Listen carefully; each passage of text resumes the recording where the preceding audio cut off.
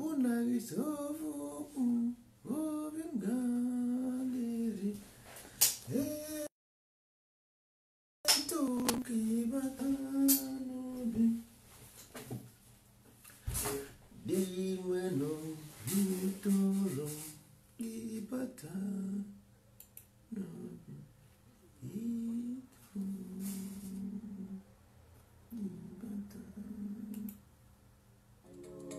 Wadachi no mi vada kupelea kuno mechasi.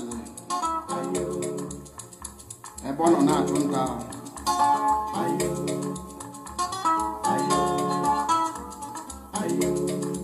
Ebenya na anu na kwali ni mofia. Wisi ni nu weda. Welanya na aboso no sisi. Bosia bombosi pa azo ku de.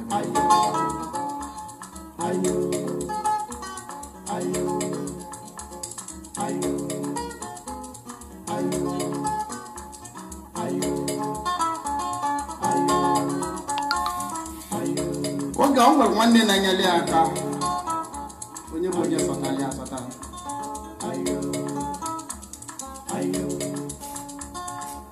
ebe anyị mana a na-atụli inu si na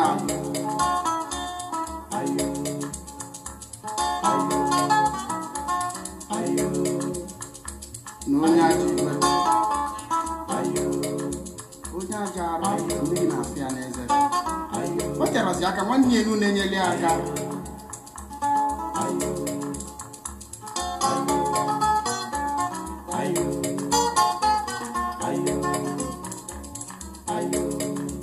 Mesia ya na onwe wee mụrụ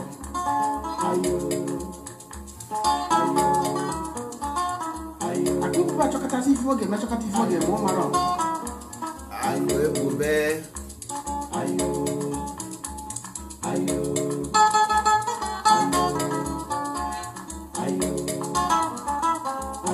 bidozi atụtụba ma ebe ntụtụ zụba ọkụkụ mmadụ ụmụ ibe dịgasị anya ndị mmadụ atụrụ anya na ọ ga na-eme akụ ebube ekwesị na o nwere ibe mere nya akụ ebube anyị nwere akụ ebube ihe anyị bụta bụ akụ ebube nke ka nke na mgbe mmekọta bụ na a ga-eri oriri n'obodo a akụ ebube jee n'afịa jegote ibe dị ka ọkụkọ ụmụ ego ndị mfụrụ ya n'anya na-enye oge bido n'afịa anụ wee tigide mkpu owere ọkụkụ mkwasị n'elu isi na-agwa ndị mmadụ na ya gotakwala ọgwụ ka akwụkwọ na ya gota ọkụkọ ọ ya lekwukwu ilu echi niile abịa na bịa efu ugbe na ọkụkọ ọbụla ka ya lesikwa n'ọba ọkụkọ mmadụ ka ozu bido mbọsị ya wee gaba arụ a niile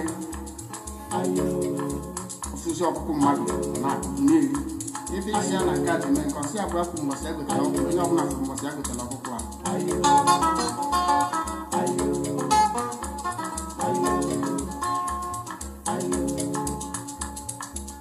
akụ ebube akụ ebube akụ ebube akụ ebube kedu ibe mmelụ mmadụ ji akpụrụ m n'ọnụ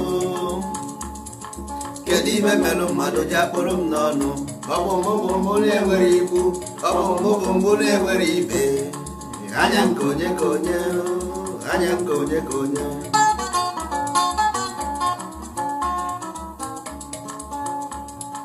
kedu ibe mmelụ mmadụ ji akpụrụ m n'ọnụ kedu ibe mmelụ mmadụ ji akpụrụ m n'ọnụ ọ bụ mbụ na-enwere ibu ọ bụ mbụ na-enwere ibe anya nke onye ka onye anya nke onye ka onye ogbenye dịbụ mbụ adị ayo ayo ayo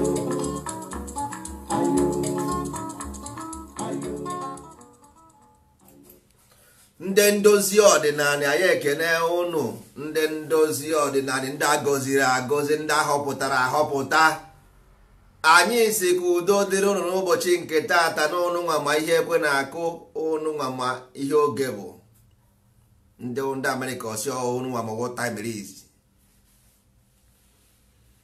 anyị na-eke na-eke na-eke n'ori na-eke na afọ na-eke na nkwọ anyị si na ọ ga-adịrị ndị ndozi ọdịnala Igbo mma. Ụnụ amakwara na ihe wụ ndozi ọdịnala nwanne, makwana onye mmiri na-eri eri iwe je gụpụta ya ebe mmiri na-eri ya, makwa ihe mere ụnyaahụ.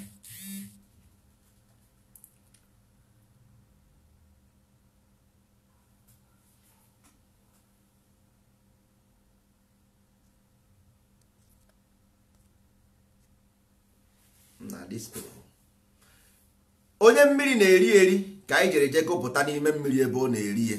Ọ bụ ihe ndozi ọdịnala mere. Na-enekwe na anya ịma anụ m ekwu ihe a, go and record this thing because echi anyị ga-ekwu ya and the people will not believe it. Go and record it. The only thing ga-echenji Igbo land bụ ndozi ọdịnala ya kwefọrọ nsọ ala because all the same those people who lay the foundation is here talking. The same people ka m gwa gị something. Ọgwa ịfụrụ that area ahụ ọnụ fụrụ that agụla area ahụ ịghọtago that place all that place wụ achọghị m mba ka m gapụ ikwu ya ebe aka ọrịdị n'anya. Ọ bụrụ na ndị Igbo mara ihe bụ ndozi ọdịnala Igbo, ha ga-ewere chen, ha je chọta chen, nnukwute chen mgbara ọkpụrụkpụ na-enweghị ike ịgbaji agbaji, ha ewere ya gado ya. The only information in this life bụ Igbo information, and onye nwere run the whole system of government n'ụwa niile. I can prove it to you.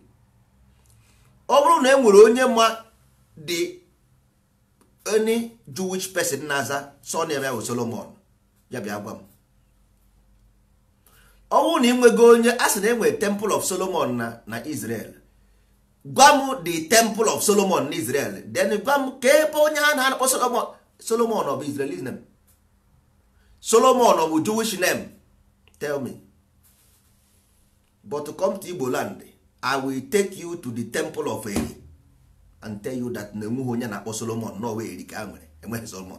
Ebe ndị Igbo na-aza mba Eri. So anyị nwere living legend. We have them and we know them. Anyị ma ndị ha bụ. Show me Solomon, then I show you who then copy, replicate as Solomon. Onwere onye bụ Solomon. Solomon mean the movement of soul, soul movement. Solomon means soul movement. Onwere onye ọ bụ. But o nwere onye bụ physically. Yes, he existed and laid the foundation. Then anyị ụmụ ibe, all the whole information ahụ si na ofuru efu, ofughị efu. The only thing bụ na enwere ihe mma agwa unu today. O nweghị ihe furu efu, kama na ọ bụ ngụnwa furu efu. Ịghọtago, ọ wee prodigal son, ngụnwa furu efu, o nweghị ihe furu, because anyanwụ ka nọ there, sun remains where it is. Anyanwụ nọ there, ọnwa nọkwa there, ọnwa does not change, anyanwụ does not change. So if there is change here ngụnwa, not the information, not it. Ọ na-eme nwatakịrị mee ihe adịghị mma, ọ sị na nne ya na nna ya kpasuo ya iwe, o buru ngwongwo ya pụọ na-akpagharị n'iro. Ifu ya n'iro jụọ ya sị ya nwanne ha ọfa ka ihe ị na-eme ebe a, nna gị nwere ụlọ, kedu ihe ị na-alahụ n'iro for? Why are you sleeping outside if your father have a home? Ọ sị na nna ya chụpụrụ ya n'ụlọ, mana ngị ji aka gị kwara ngwongwo gị si na ị chọghọzi ị pụọ na ya dị. Ọ bụ ngwa pụrụ n'ụlọ, nobody. Ala Igbo, ọ bụ ngwa bụ onye rejected the land, so the land rejected you. Geenụ ntị, any information ọbụla na-enye here, stand it. Ịgbakwa n'ọsọ, atụ n'egwu, enweghị ihe na-eme gị, nothing will happen to you. Ịghọtago? Because sometimes ndị be anyị nwere ihe a ga-eme afọ, ha na-ama jigi. Onye ọbụla na-eje ụka bụ onye ọgọ mmụọ, ma onye Muslim, ma onye as long as ị na worship, ihe ọ bụ na Igbo bụ ọgọ mmụọ. Na-ege ntị o, gee ntị ọfụma. Ihe ọ pụtara na Igbo ọgọ mmụọ. Then ma akọwara gị the reason why, because ị mana ụnụ anaghị asụ Igbo, ị anaghị anụ Igbo. M ga-agwa gị ihe wụ ọgọ mmụọ today, just debe ntị gị ọfụma. I have your time today. Then ihe mere anyị ji wee daa otu anyị si wee daa bụ na duto na anyị nwa na onwe anyị tinyere aka ebe adịghị mma. Ya ka m ji sị gị ome ihe jidekwa ogu, ome ihe jide ọfọ. ịghọtara? Now ebe ọ bụ na the same people, because energy does not die, never. Energy can always transform. So ngwa gị na ọ bụ those people who nwere information nọ here, believe me. If I say it, believe it, because ihe ọbụla m gwara gị here, ị nweghị ike ịfụ ya in any book, in anywhere, even in Google, ị gaghị afụ ya. Ị nweghị ike ịfụ ya. Before nwa bekee eme ihe a na-akpọ astrology, we have it. Ọ anyị nwa create astrology. Ọ ebe ahụ ka ha si wee change ihe a na-akpọ Solomon Temple. We create the astrology, not Solomon. Solomon only mean movement of the soul, soul movement. You got to go. So all anyị nwa create astrology, all the Igbo languages. Ihe niile a na-akpọ afa, cosmology dị n'Igbo language, astro dị n'Igbo language, astrology dị n'Igbo language. Ihe niile a niile dị na asụsụ Igbo, ọ dịghị n'oyibo. Ọwụ ndị oyibo bụ ndị kọpịrị akọpị mezie ya na skuul a na-agụ ya agụ, but ọ dị na nke anyị, dị na ọbara anyị. Mana ọwụdị uto na ya amaghị asụ dị asụsụ, and na anyị pụrụ n'ụlọ, ọ ya mere anyị ji wee nọdụ ebe anyị nọta. Negodo anya na ngwa ndebe anyị na ọgọ mmụọ bụ the same thing, because ngwa gị nkwa agha aka ngosi gị ebe ga ada. Anyị ga-ebido na ọgọ mmụọ, because onye nwa bụ nke izizi. Kịta na onye ọbụla na worship bụ onye ọgọ mmụọ. Onye ọbụla, any person ọbụla na worship, ma na aje ụka ma na ha eje, as long as na believe na there is some pure something, energy, clean energy, or higher self or lower self or whatever, onye ọgọ mmụọ. Why? Let me tell you why. Mmụọ bụ the Holy Spirit, the purest spirit that ever existed. Unu na-akpọ ya Chukwu. Ịghọtago? Now this Chukwu anụnwa, because n'Igbo asị na Chukwu bụ mmụọ, ọ bụghị mmụọ kwuru ya. Chukwu bụ mmụọ. Okay, n'anya now, ebe ọ bụ na ịnụọ nwaanyị, aga m agwa gị na language you can understand. Ịnụọ nwaanyị, isi na ndị nụrụ nwaanyị na nke ha bụ ndị ọgọ gị. Kentio, isi ọ bụ ndị ọgọ gị. Then ọwụ na your mind dị pure, obi gị dị ọcha, that means ịgọrọ ọgọ na nke Chukwu. That is ịgọrọ ọgọ na nke Chukwu, ịgọrọ ọgọ na nke mmụọ. Ịghọtago? So omume gị niile, omume, because omume gị is your wife. Omume gị bụ nwunye gị. Omume gị, that is omume gị ahụ bụ your wife. So ebe ịgọrọ ọgọ na nke mmụọ, that omume gị aha, ọ ya bụzi ọfọ ahụ iji ị na-asị mmadụ ji ọfọ. Omume gị aha, because ọfọ show symbol of purity. Ịghọtago? So omume gị ahụ ị na-emezi, ọ ya bụzi ọfọ ahụ iji, ya bụ the wife you married from nke mmụọ ahụ. So onye gọgọ mmụọ ji ọfọ. Ịghọtago? So ọfọ ahụ o jizi, ihe ọjọọ niile ọ na-eme, ọnya ka ọ wara n'ọjị ahụ ọ wara, si na separate gom from ihe ọjọọ. Ọwa na dị ọjị, because otu ahụ anwụ si awa n'ụtụtụ, otu isi bụ because anwụ si n'oji wapụta in the morning, o si na night pụta in the morning. Onye ka ndị Igbo ji awa ọjị n'ụtụtụ. Ịghọtago? A sị na agụghị ụzọ agụghị ọnụ, agụghị ọnụ agụghị ụzọ. So ọjị ahụ ị wara. So now practically that ịgọ mmụọ ahụ bụ mgbe ị bịara were all those things niile wụ distraction na your life, were ihe kpoghe dosbin gha ya n'ime, mgba ya ọkụ. Oya ka ndị nwa bekee na-akpọ calcination, heating the element until every corrupt element in that material dissolve. Ịghọtago? So ihe ọbụla gbasara ihe ọjọọ dị n'ime gị, ịgafe oye. Dị nke fọrọ afọ bụzi ọfọ, which is all the four, Eke, Orie, Afọ, Nkwọ. Ịnọ aha fọrọ afọ bụzi the pure element. Every corruption dị n'ime gị gafe onye. Ịghọtago? So wapụtazi onwe gị dị mgbe ahụ ị wara ọjị ahụ. Ọ ihe ị ga-emezi bụ ihe a na-akpọzi ọkwa ọjị. Ọkwa ọjị ahụ ị rụrụ na ya adịghị, onye ka ndị Igbo na-arụ obi, because obi aha nke aha buru ibu. Obi gị na-abụzi ọ dịzi asọ, because ịwapụtago onwe gị from uchichi, ihe ọjọọ niile dị iche iche. Ịpụtago bụrụzie a clean human being, i wee ruo obi. Obi ahụ ị rụrụ bụ ka ndị mmadụ na-eme ibu mmiri because ọwụ nzu onye ka a na-eji atụ nzu na mmiri ịghọtago. All those things are mythology, they are not real. Ihe na-agwa gị real one, ihe na-agwa gị real one. I know all those things because those things we create them because the time then is not the time now. You got that? The time then now the time now. Ihe eji atụ nzu na mmiri because nzu represent the cleanness. That's why mmadụ bịa be gị icheri ọkwa nzu o gosi na obi gị dị ọcha na ịkwụbara aka gị dị ọcha. Ọ ya bụ ihe nzu ahụ igosiri onye ahụ ihe ọ pụtara. Ịghọtago? So nzu ahụ o nyere gị bụ na that is o mere gị welcome na be ya. Ọ ya ka ị na-akpọ ibu asọ mmiri. Ọ ya wụ obi ahụ ịrụrụ. Obi ahụ symbolizes na that is na clean go yourself. Ịghọtara? So ụmụ ibe enwere egwu a na-agụ dị nwenụ m etoro m ka ịbata n'obi m etoro m ka ịbata n'obi m ọ bụ na ụsofu ụkwụ obi m ga-adịrị etoro m ka ịbata n'obi m. Obi gị aha ihe ị na-asị bụ ị na-agwa mmụọ aha na itozugo ka ọ bata n'obi gị bịa biri.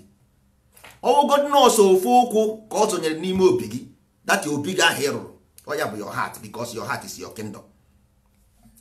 Na ọ bụrụ god nọọsụ ofu ụkwụ na obi gị ga-adị. Ịghọtago? So that is where they copy all those things they put in the church because practically ihe a na-agwụ theoretically there is practical step to free you from bondage ịpụọ ndụ ka mmadụ. Ịghọtago? Mana ihe anyị nọgodi na anyị nọ na early stage of the movement. Ịghọtago? Anyị nọ na early stage. Time shall come. Ịghọtara? So ihe mere nna nna ha ji arụ obi bụ ihe m gwara unu na that obi ahụ symbolizes na obi dị. That's why ịbịa na obi ka ọ na-anọ agọ mmụọ. Ịghọtago? Na obi ka ọ na-anọ agọ mmụọ. So ihe onweghị ihe ọ na-eme ebe ahụ onweghị ihe ọ na-eme ebe ahụ dị iche na-abụghị ọjị aha symbolizere na nyanwa na onwe ya ewepụga aka n'ihe ọbụla gbasara ihe ọjọọ. Ọfọ ahụ o kere ebe ahụ bụ na look at how my heart is purely because ụmụ ya ka o dosara ya ka ụmụ ya mara ka o si wee bie ndụ. Ịghọtago? Ihe ahụ legacy. They keep a legacy of purity, legacy of nṅomi. Then ọwụ na ọrụsịa dị obi onwe ha na-akpọ ịrụ agwụ. Ịghọtara? Ịrụ agwụ a now ka a na-akpọ fermentation n'oyibo. To ferment something. Otu ahụ esi eme mmanya. Iwere mmanya sie dị mmanya isi sie dị mmanya the whole wine apụta but the ka ha na-akpọ ihe eji eme mmanya eva ka ogene ka na-akpọ ya grape. The grape will die. That is where they tell you that Jesus Christ died on the cross. You got to go. Then after 3 days obinye. So mgbe ahụ i fermentere the thing ọ ịrụ agwụ because ịrụ agwụ bụ na that is all the whole ihe ọjọọ aha niile ịkwafuo na. The next thing was ọwụ na if sitia the thing sisia dị mmanya ọ dị ezigbote ọkụ i were eti na fridge ofuru ozuo. Ndị Igbo na-akpọ ya ekpu arụ. Dati agwụ ahụ ịrụsị ya itinye na fridge isisie mmiri n'ọkụ ọ dị clean germs niile anwụsịana i were eti na fridge ka ndị Igbo na-akpọ ekpu arụ. Ọ ya bụ ihe ha na-akpụ desara ya adị. So the man kpụrụ onwe ya ka o gosi ụmụ ya ga-amụ amụ na enwere m obi my heart is clean, na enwere m ọfọ my hand is clean, na aji m mmụọ I am married to Holy Spirit, na akpụrụ m onwe m here na ka i wee mara that na I am pure. That means my body is been mummified. I have molded myself so that ị ga-ama na awụ m onye dị asọ. Ọ ihe ahụ kpụ dosa o wee sị na ị na-elochi.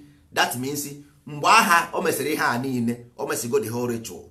Then number 7 ka o dobeziri nsọ o wee gụbazie egwu aha na-agụ dị nwenụ m etoro m ka ịbata n'obi m etoro m ka ịbata n'obi m ọ bụ na gị sofu ụkwụ obi m ga-adịrị. Ọ bụ the 7 process ọ ya bụ iwu ala. 7 process ya ịgasịa dị 7 process nwanne, the Holy Spirit will come to your body and live. Isi na asị mbọsị ọbụla m gwara gị don't believe me. If you go this 7 process, if you don't see change, any day I say something, don't believe. Just don't listen to me anymore. Ị gezi na ihe ọbụla m na-agwa gị, don't listen.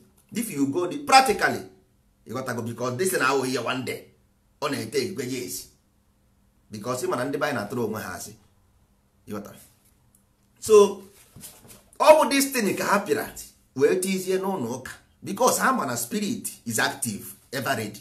So and ha ma na spirit nwere desire. So any spirit ọ bụla na-egbubeghị desire ya must igwere ha na fake bịa ịkachi ya, because desire anwụbeghị. Desire adịghị easy to kill, because desire will a force, a living entity. Desire is a living entity. So ọ bụrụ na ịma how to kill desire, ị gaghị egbu nwe. Ọ ya ka eji wee sị unu na akwụkwọ ndị fake a, ọ sị na ekwentụ ka ọ bụ na ọsata ma mekwara ya na-abịa nwa Jizọs. Ihe ahụ just desire ka a na-ekwu maka ya inside you. Onweghị onye bịara ịnwa mmadụ ebe, onweghị onye na-anwa mmadụ. Ọwụ desire ka a na-ekwu, the competition. So the Jesus na onwe ya egbugo the desire already. So wee gwa ekwentụ si ya mba, ekweghị m, ọ sị agba m ka devil kọsi ekwentụ agba m ya na akpọ ya akpọ. Ịghọtago? Ọ sị ya mba, ọ nwara ya n'elu ugwu. Ọkwa ihe ha kwuru, enu ugwu unu ebe enu. So all those things nwanne, enweghị ịgọ mmụọ abụrụ, ọ bụrụ ihe ọjọọ, because onye ọbụla gị nke a na-eme n'ụlọ ụka. Fada sị nna ha nna na nwa na mmụọ nsọ, ka ngọzi nke onye nwe anyị Jesu Kristi n'ịhụnanya nke Chukwu na n'ịdịkọ n'otu nke mmụọ nsọ na-enye duru ọsọdụ wenite n'obi unu enu. Ka ihe o ji si ha wenite obi ihe enu, anyị ewenitego ya n'ebe dị nwe na anyị nọ. Gịnị wụ dị nwe nụ gị? Dị nwe enu gị, the higher self, your own higher self, your higher self, the master of your higher thought. Dị nwe enu gị, dị nwe enu gị. Mana ya na ha anụ Igbo.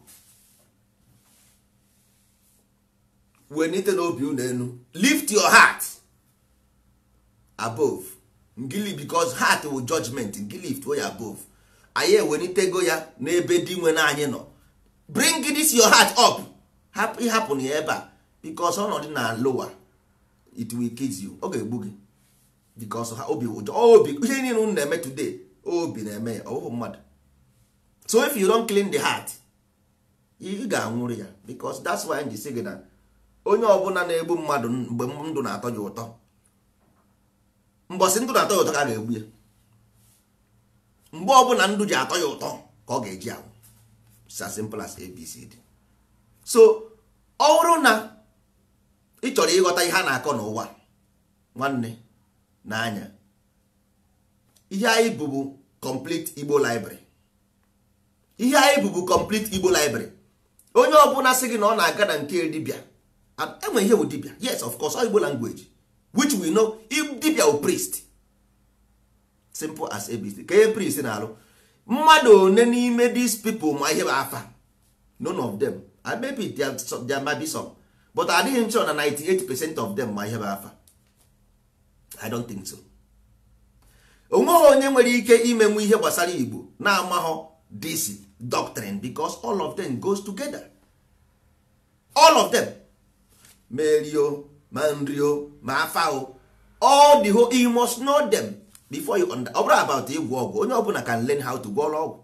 Anybody can learn, because people na-aga agụ akwụkwọ ka ha bụrụ doctor, they become doctor. People read to become a scientist or teachers.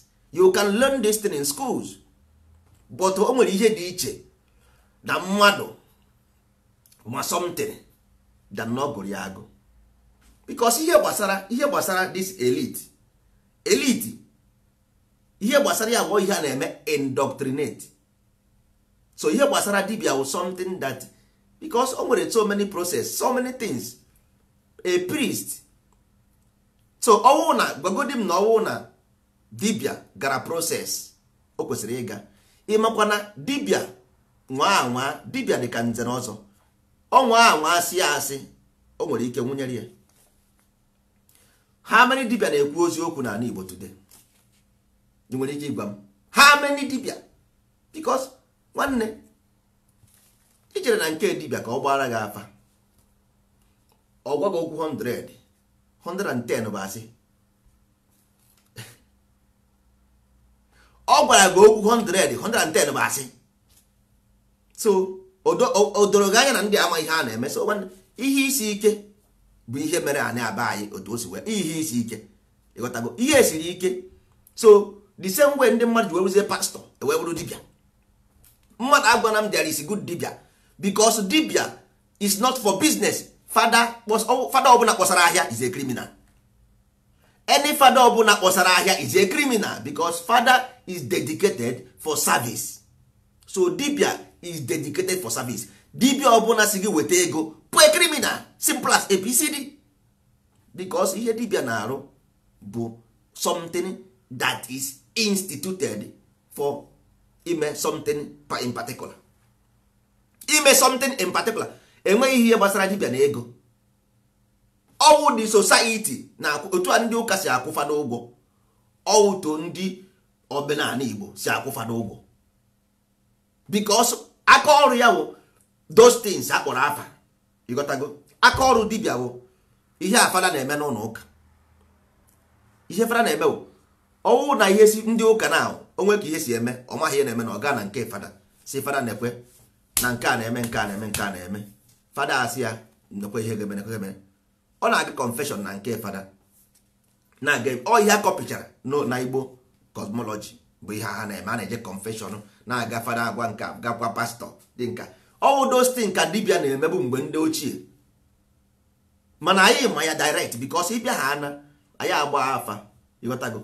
Anyị gbasịa afa a na-agbakwa n'ụkwanụ ọkwa na astrology ka a na-ekwu because we understand the astrology perfectly. Ọwụ nke ndị West a na-akọtu anyị ghọtara ya ọfụma ọfụma. We know about astrology very very well because there will be no human being if there is no astrology. Because onweghị ihe dị iche n'ime. One is the career and one is the transcend. One is transit and one is career. That is astro. Now these people hapụzie ihe this is part of the system. Na ihe ha na the system bụ ka ha na-eme ihe dị ona. Ha hapụzie destiny a kwesịrị ime. Chọrọ ụwa chụba ego. Nna nwanne enigwe achịgharị gị anyị. Anyị amarago nje aghụghọ taba ahụfụ nwa ọnwụ enigwe achịnarị anyị. All those things edere mana Bible mana Quran mana ibi ndụ nsọ ala is about revealing the secret to you about what is happening in the life. But ndị a na-agwa agwa sef ha na-adị aghọta ihe ha na-akọ. Ndị a na-agwa agwa ha na-aghọta ihe ha na-akọ. Ọ dị ha ka ama ihe na-eme ndị mmadụ today ha chekwa na something will change. There is something wrong somewhere. Nwanne, there is nothing wrong. The car is wrong. The car will go. The car, the motor in anya ngenwa, that motor in anya, that's your body system. Something is wrong with the body. So ihe a na-ekwu bụ anyị na-eme ihe na analysis na your body system that the car ga-ebutere moto na nke anyị ewere this ihe a na-akwe na moto a na-eji test moto kwe ya obuputesie the error nọ na your car. You got to go obuputesie the error because ihe m ji agwa gị destiny bụ na ọwụ anyị nwa create the system. So I know the problem of the system. So ihe na-agwa gị bụ na the system of Igbo system na ihe na-eme na the system of Igbo system because we know energy don't die. Energy human being don't die. Onwe mmadụ anaghị anwụ anwụ. You just change because the moto nwanne moto gị akụgo njin enwụọ. Moto gị kụọ njin enwụọ. Simple. So now moto gị nwere ụgba and ọ bụrụ na idozighị this moto a ga-akụ njin leta. Idozighị this moto ọ ga-akụ njin pure. So ọ bụghị about ọ na-eje Siemens, ọ na-eje Catholic, nwanne ihe bụ isi ala a na-eme bụ ọ ya bụ ịkpụ arụ. Ị na-anya ị ga-afụ na ndị Izrel na-ekpuchi ihu. That is ịkpụ arụ. That is Igbo cosmology ịkpụ arụ. That is ịkpụ arụ. Ọ ya bụ ihe ndị Islam na-ekpuchiri ihu. Go and see the emir in the north, all of them kpuchiri ihu. See their Islamic women, ha niile kpuchiri ihu. That is ịkpụ arụ. Ọ ihe ha mere datin. Ọ bụ Igbo cause all Igbo nwere ideology. Igbo na-akpọ ya isi ala ikpere ala, or to be loyal to the law. That's why ndị Islam ha anaghị aṅụ mmanya. Ọkwa ndị ana egwu ndị Islam, ndị ana ekwu the law, ha anaghị aṅụ mmanya, ịghọtago. Ha anaghị eme nke ha na-enwe their law na district because ọkpụgo dị arụ, ịghọtago, according to ihe a kwesịrị ị na-eme. Ọkwa ihe a na-eme ka m na-ekwu, ịghọtara. So ọ bụ ndị Igbo. Then nsọ ala bụ ndị Igbo nwee, which is what Judaism practice today. Ha na-akpọ Sabat, ọ bụ ndị Igbo nwee. Then ntọala, which is ndị ụka na-eme today, ọ bụ ndị Igbo nwee. So we have them all. I can prove it to you in every way. But ihe mere bụ na had it been n'ọnwa bekee gara na CNN na-akọ destiny, ị ga-afụ na the whole western world will focus because ha mara the information is vital. Ọnwụ n'ọnwa bekee na-ekwu ihe na CNN or BBC, these things a na-ekwu ebe a onwebeghị ebe ọ dị, and all this thing ga-eme mmadụ apụọ ndụ. Nwa bekee will go to the extent to make sure that no that institution established so that ka ihe niile furu efu na be ha their children will know. Nke gị wụ na even ifukwu ụzọ sef isi gbuo ya egbuo, ịghọtago. Yes, ọwụ na afụkwu ụzọ asị that guy sef si wepụ ya ebe a ka mmadụ kwuo ezigbo okwu. But nsogbu adịghị. A sị na ọ bụghị mbọsị nwatakịrị wufuru mmanụ ka a na-eti ihe na mbọsị wufuo ogiri akwụ. Mbọsị ịfụkata ịfụghọzi, m ga-anọkwa otu a ka m ga-esi anọ na-enu si ihe ahụ oke nkịta fụrụ na-agba ụja, ewu afụ gị na-ene esi. Ihe nkịta fụrụ na-agba ụja, ewu afụ gị na-ene si. Ihe mere eji wee si ụnụ na atụrụ bụ nwa atụrụ nke Chukwu. Ndị Igbo na-akpọ ya agụlụ eri.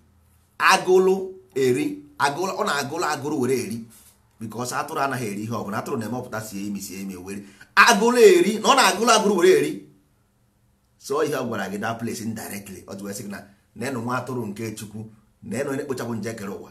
Ọnya nwa agụlụ eri, agụlụ ọ na-agụlụ agụrụ were eri. Ọ bụ ihe ọbụla ka ọ na-eri. That is why ọ bụrụ na ime understand this okwu na ị na-agụlụ agụrụ were eri, then ị mara ihe nwa atụrụ nke Chukwu. Ọ na nke onye ya nke ọtụtụ uru ka ọ na-ata. Nwa na-ata uru nke chi ukwu. Nwa ọ na-ata sọsọ uru ka ọ na-ata. Sọsọ uru gen ọ na-eme ọbachie ya mba ka adịghị mma, o sie ya mba nke adịghị mma, o sie ya jeso nka ka ọ ya atọ ta ya. All those things ka ekodu onye ekoduru ya ekodu na words. Ọtụ ndị banya wata ya na-akọ. Nsọ ala bụ ihe ji Igbo ndụ. Nsọ ala ka ọsụsọ ma ndị Igbo mekwere establish the institute of nsọ ala. Then the God will come back and live. Because Chukwu enweghị ụlọ now. Ụlọ ya agbago ọkụ. It is a God house. Kedu ebe ọ ga-ebi na nke onye? Kedu ebe ọ ga-ebi? Kedu ebe ọ ga-ebi? O nweghị ụlọ. Chukwu ga-enweghịzi ụlọ. Your God have no house. Na nke onye ka ọ ga-ebi. You must build the house. You must rebuild the temple. Onye niile nọ n'ala Igbo, onye ọbụla nọ n'ala Igbo bụ onye rụnyegoro aka, rụnyesi aka, ma ndị butere Jizọs o, ma ndị butere mmeri o, ma ndị butere Chabat o, ma ndị butere nke ha na-akpọ ya, ma ndị butere Islam o. Ha niile nwanne gee ntị. Enwe ihe ndị mmadụ, onwe ihe ndị isi ojii, ịma ihe mere ndị Europe ekweghị ka ndị ụka ọzọ nọ dibe ha. Ọ bụrụ na ha nọ, but you must abide by the system. Ha ga-enyezi gị right to worship whatever and do whatever, but you must respect the system. Nwanne ị gaa n'ugwu Hausa, you must respect the system.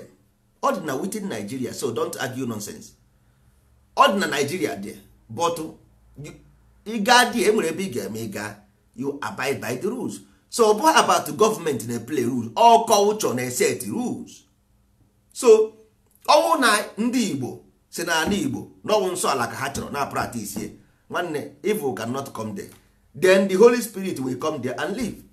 Holy Spirit only live where there is pure. Mmụọ ọma na-ebi ebe dị ọcha. Simple as ABCD. It's as simple as that. So ọ bụrụ na anyị gbeme nsọ ala nwanne, anyị gbeme nsọ ala, anyị nwere the complete book of it. Complete all the whole from ọnwa mbụ to ọnwa ikpeazụ, all the whole celebrities, all the whole abụ niile na abụrụ ụmụazị uri a na-agụ ha niile, we have them. How we can train our own children. But kịta now,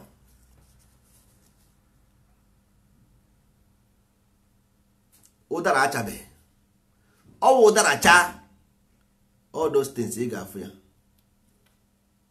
ọwụ, because ịmana ihe ọbụla nwere season.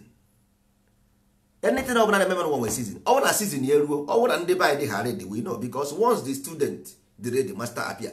Once ndị be anyị dị ready, bido rụba ụlọ nsọ ala na be ha. Ụlọ nna nwanne, kedu ihe nsọ kedu ihe nsọ? Eche m ma ndị mmadụ ọsara nsọ na-ebu ezigbo ihe. Ke ihe na ha na-agbara ọsọ. Gịnị na-achụ gị ebe ọ bụ na nsọ is a good thing? Gịnị na-achụzi gị? Why are you running away? Kedu ihe mere ị nweghị ike ịrụ ụlọ nsọ ala na be gị?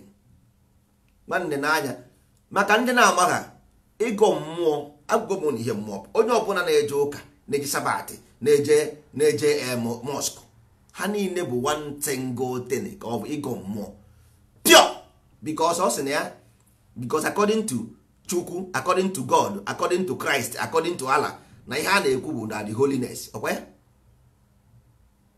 According to ihe ha na-ekwu, ha si ọ holiness, ha si ọ Allah bụ the most holiness, ha si ọ God bụ the most holiness, ha si ọ Jesus bụ most holiness. That means everybody is talking about holiness. So ndị Igbo sị na mmụọ bụ ihe dị asọ. So that means ọwa ịgọ mmụọ ka ha na-agọ na, because fada na-eme ihe fada na-eme n'ụlọ ụka bụ ịgọ mmụọ. Ọ ihe a na-akpọ ihe ahụ ọ na-eme.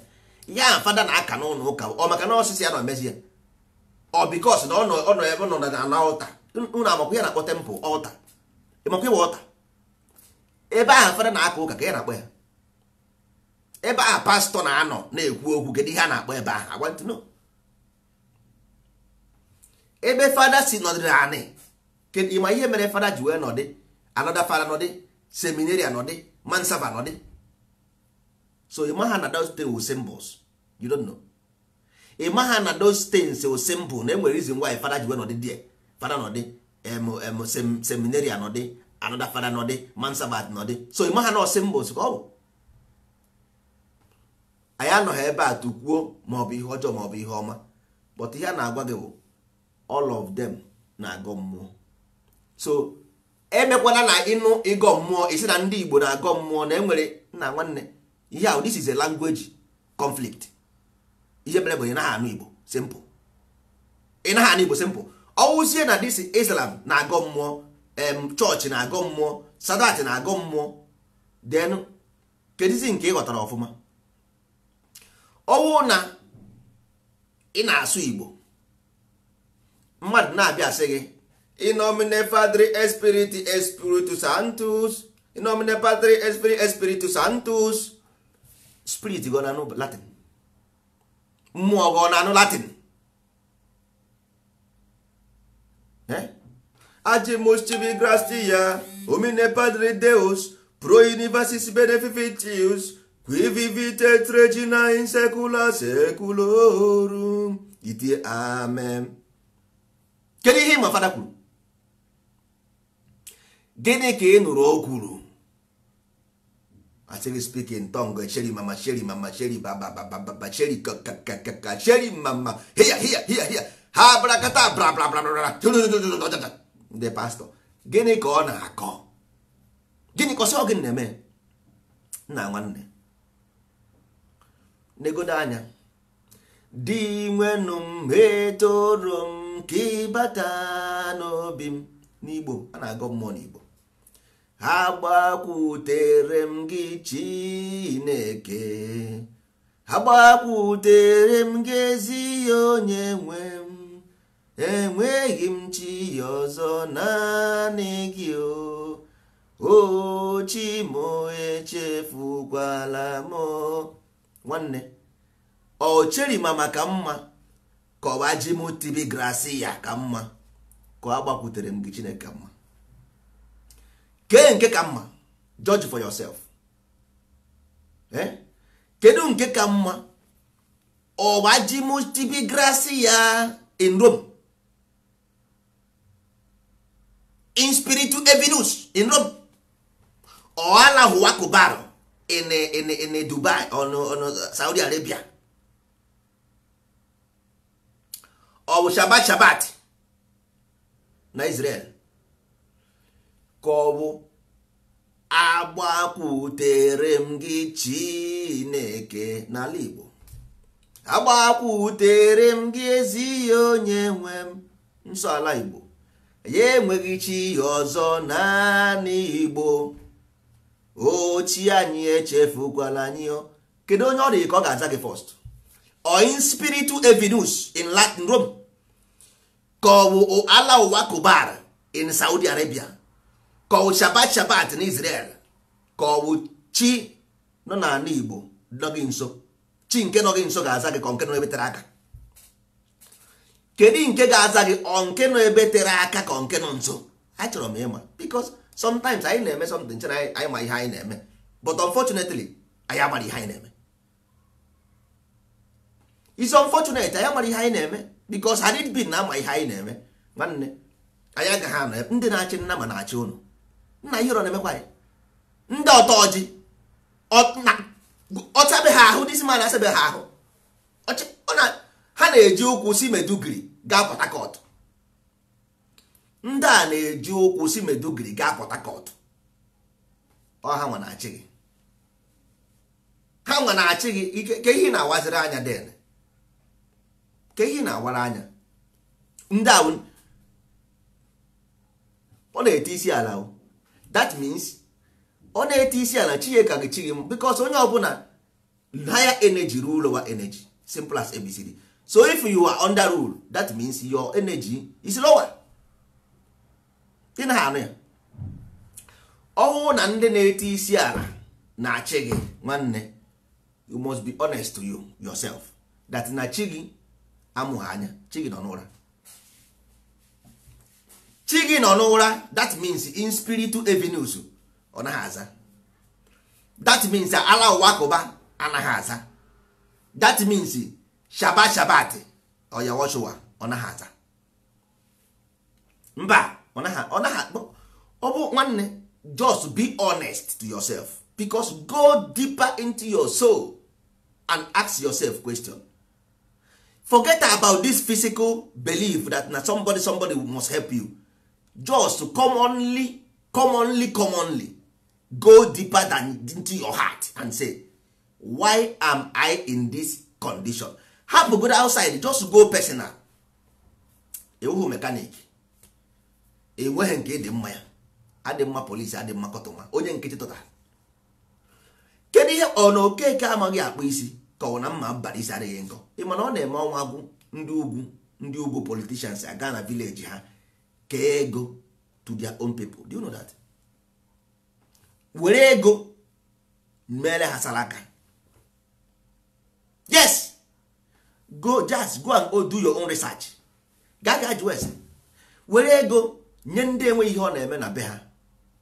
Ndị ahụ ndị anyị ha dị iberibe. Nigeria economy, 95% of Nigeria economy na-abịa from oil. Oil dị na east. Onye ahụ isi ọma ha ihe si na ugwu Awụsa ruo ebe ahụ bụrụ chief executive of petroleum and gas. Ndị ọ ga-esi m no Eliza, no British. Ndị ọ ga-esi m no British. Ndị ọ ga-esi m no British. Mana ị gaghị ekwe na chi gị na alahụ na chi na ịchụfugo chi gị na ya ịchụfugo chi gị chụfuo ya, bụrụ spiritu evinus, bụrụ Allahu Akbar, bụrụ Joshua, ị na complain. Destiny ị ga-afụzikwa bụ ndị biri ha pịrị apị, ọsị arụkwụsị asị arụkwụsị asị ya. osi na nke amapụta ọmakpụrụ ebe a, osi ebe amapụta ọmakpụrụ ebe a, osi ebe amapụta ọmakpụrụ ebe a, o rere nkịta goro enwe ka bụkwa ihe ntụkwu. Ọ bụghị na ị kpọrọ ya in spiritu evinus, ọ bụghị na ị kpọrọ ya Allah wakubar, ọ bụghị na ị kpọrọ ya Yeshua, mba. Do you know the thing? The question is, ọsọ gị kpọọ ya abịa ma, do you know it? Ihe a na-ekwu maka ịma ihe ọ bụ, ihe a na-ekwu maka ya. Ọ bụrụ ya ọsọ gị na-akpọ ya ndị China ka ọ bụ ndị onwe ndị na-akpọ Hindu, nwe ndị na-ekpere Buddha, ị ka ha mma. Ndị China na-ekpere Buddha, ị ka ha mma. Ndị India na-ekpere Hindu, ị ka ha mma. So ọ bụghị about ihe kpọrọ ya ka ị chọrọ ka ị soro ndị ọzọ maka na nka na-aga ọfụma. Ị gakwa that place, ị gakwa ya eme ọfụma. Ọsọ otega anyị soro ndị chọọchị anya na-eme ọfụma. Europeans na-ekpere chọọchị, ha na-eme ọfụma, ha na-eme ọfụma. Ndị Hausa na-ekpere Islam, ha na-eme ọfụma. Ndị Arab na-ekpere Islam, ha na-eme ọfụma. China na-ekpere Buddha, ha na-eme ọfụma. So ọ bụghị about ihe ị na-ekpere, na ọ bụ ihe dị gị n'ime ka a na-ekwu maka ya.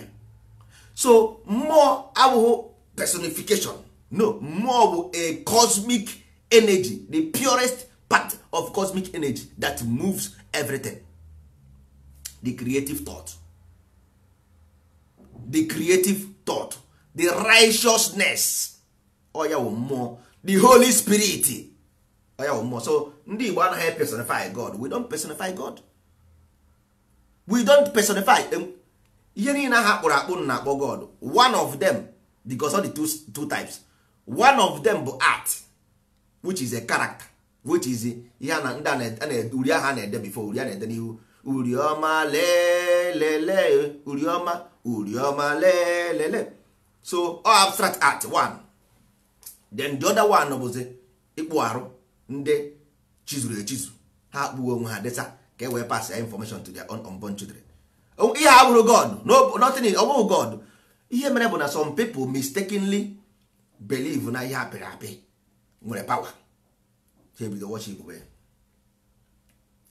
So those things have nothing to do with mmụọ. No, absolutely no. Onwere ihe apịrị apị nwere ime with mmụọ. Ịgọ mmụọ and ihe apịrị apị, they are very very far away. Kama na ihe mere bụ na if you continue na asịrị mmadụ asị, at the end of the day the person will believe asị as truth. Isigidere mmadụ asị, at the end of the day you repeat gide asị, at the end of the day I believe what they asị as a truth. Ndị mmadụ na-asị mmụọ m gwara m, nna mmụọ m gwara m. So mana ị na-atụ mmụọ gị ngwara gị egwu, mana asịzie gị na a na-agọ mmụọ ịtụba ya egwu. Atakpa ha ndị mmadụ because oke dị n'ụlọ gwara oke dị n'ama na azụ dị na ngịga. Maka ọnwụ na anyị nwa na onwe anyị eburughị ihe apịrị apị n'efe, ụmụnne anyị agaghị akwe na datin bụ ihe na-adịghị mma. Anyị nwa bụ ihe resịrị ndị mmadụ, because ọnwụ na dozi ihe apịrị apị bụ ihe ọjọọ n'eziokwu, ọ gaghị adị na Western Museum. Nna gwe nke bụ eziokwu. Ọnwụ na ihe apịrị apị nwere ihe ọ nwere ime with worship, ọ gaghị adị na Western Museum. Quote me right. Ọnwụ na ihe apịrị apị nwere anything to do with worship, ka ihe ọ na-eme na Western Museum, it will not be there. All these things are abstract art. Nya mere ndị nwa bekee buru those people nke akpụrụ akpụ, ikpụ arụ, ọ dịzi ikpụ ilochi, ikpụchi. Ndị nwa bekee goro ihe enweghị ha ji eme. All those things ha goro abstract art. Ndị ha buru abstract art, ndị ahụ symbolism, those characters, ọ ihe ha ji. All those nke anụnwa pictures, because ndị ahụ nọ na-akpọ ya picture, image of onye kpụrụ datin ka ụnụ na-afọ, onwere ihe ọ bụ, nothing is there. Onwere ihe dị ebe a, nothing is there. Ịkpụ arụ, onwere ihe ịkpụ arụ, that is ịkpụ arụ. Ịrụsi ọrụ, ịkpụọ ya dosa na ịrụsiana, nwa gị amara na ịrụsiana dịsi ọrụ, ịrụgo ọrụ gị, ịrụọ n'ihe ị kwesịrị ịrụ. So nwa gị, because nna anyị ha ama ha na anyị ga-afọ go up. So ha chego na ya ọ bụ mmadụ, ha ama ha na ihe a mụrụ ofeke. Ha che na amụrụ, ha ama ha na ofeke. That's why ha ji wedobe datin, because ha debe datin ebe ahụ, at least ka anyị were mara ebe ha medebere tie ebe ha mere gaba. All of a sudden anyị apụtazie tọnụ buru dotin dosa na ahịa egbu ewu egbu ọkụkọ na-akọtu anyị nye ndị ichie ewu. Onye ichie ndị ichie nụ datịrị na-ekwu ụdị ụra ha ga-ama gị na-enye onye ichie uchi ọsị na ya na-achọrọ ite ewu. Kemgbe ọ sị gị nye ya ewu na ọ chọrọ ịta? Kedu mgbe ichie si gị nye ya ewu na ọ chọrọ ịta ewu? Nzu ibu asọ nna nwanne ndozi ọdịnala abịago. Ọ kwefuru ibu mmiri, ị ga-eme ibu mmiri n'onwe gị. Ihe ọjọọ niile ị na-eme bikos mmiri asọ mmiri anụnwa ọnya bụ ihe ọ bụla i tinyere n'ọnụ gị o buru ya butuo ya n'afọ gị. This is the kingdom, heaven here, heaven na ebe a. So asọ mmiri aha na-ebu. So this asọ mmiri ka a na-personify. A na-agwa gị the process nature work so that you have to replicate what nature does. Ọ dị ya n'ala nke mee ọ dị ya n'ala, copy what nature does. Ka ihe asọ mmiri na-arụ because ibu mmiri wa asọ mmiri.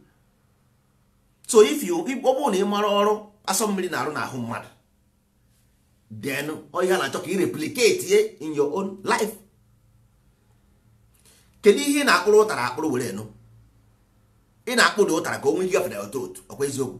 Nna ịkpụ ụtara buru ibu ọgbọdọ gị na akpịrị, so ị ga-akpụ n'ụtara ga-agafe gị na akpịrị. So ihe ahụ akpụrụ akpụ ebe ahụ symbolizes ụtara ịkpụrụ ya akpụ ka o nwee ike gafe na throat, because ịhapụ ya o buo ibu ọ ya agafe gị na akpịrị gị. So all those things we have to replicate here in your physical life.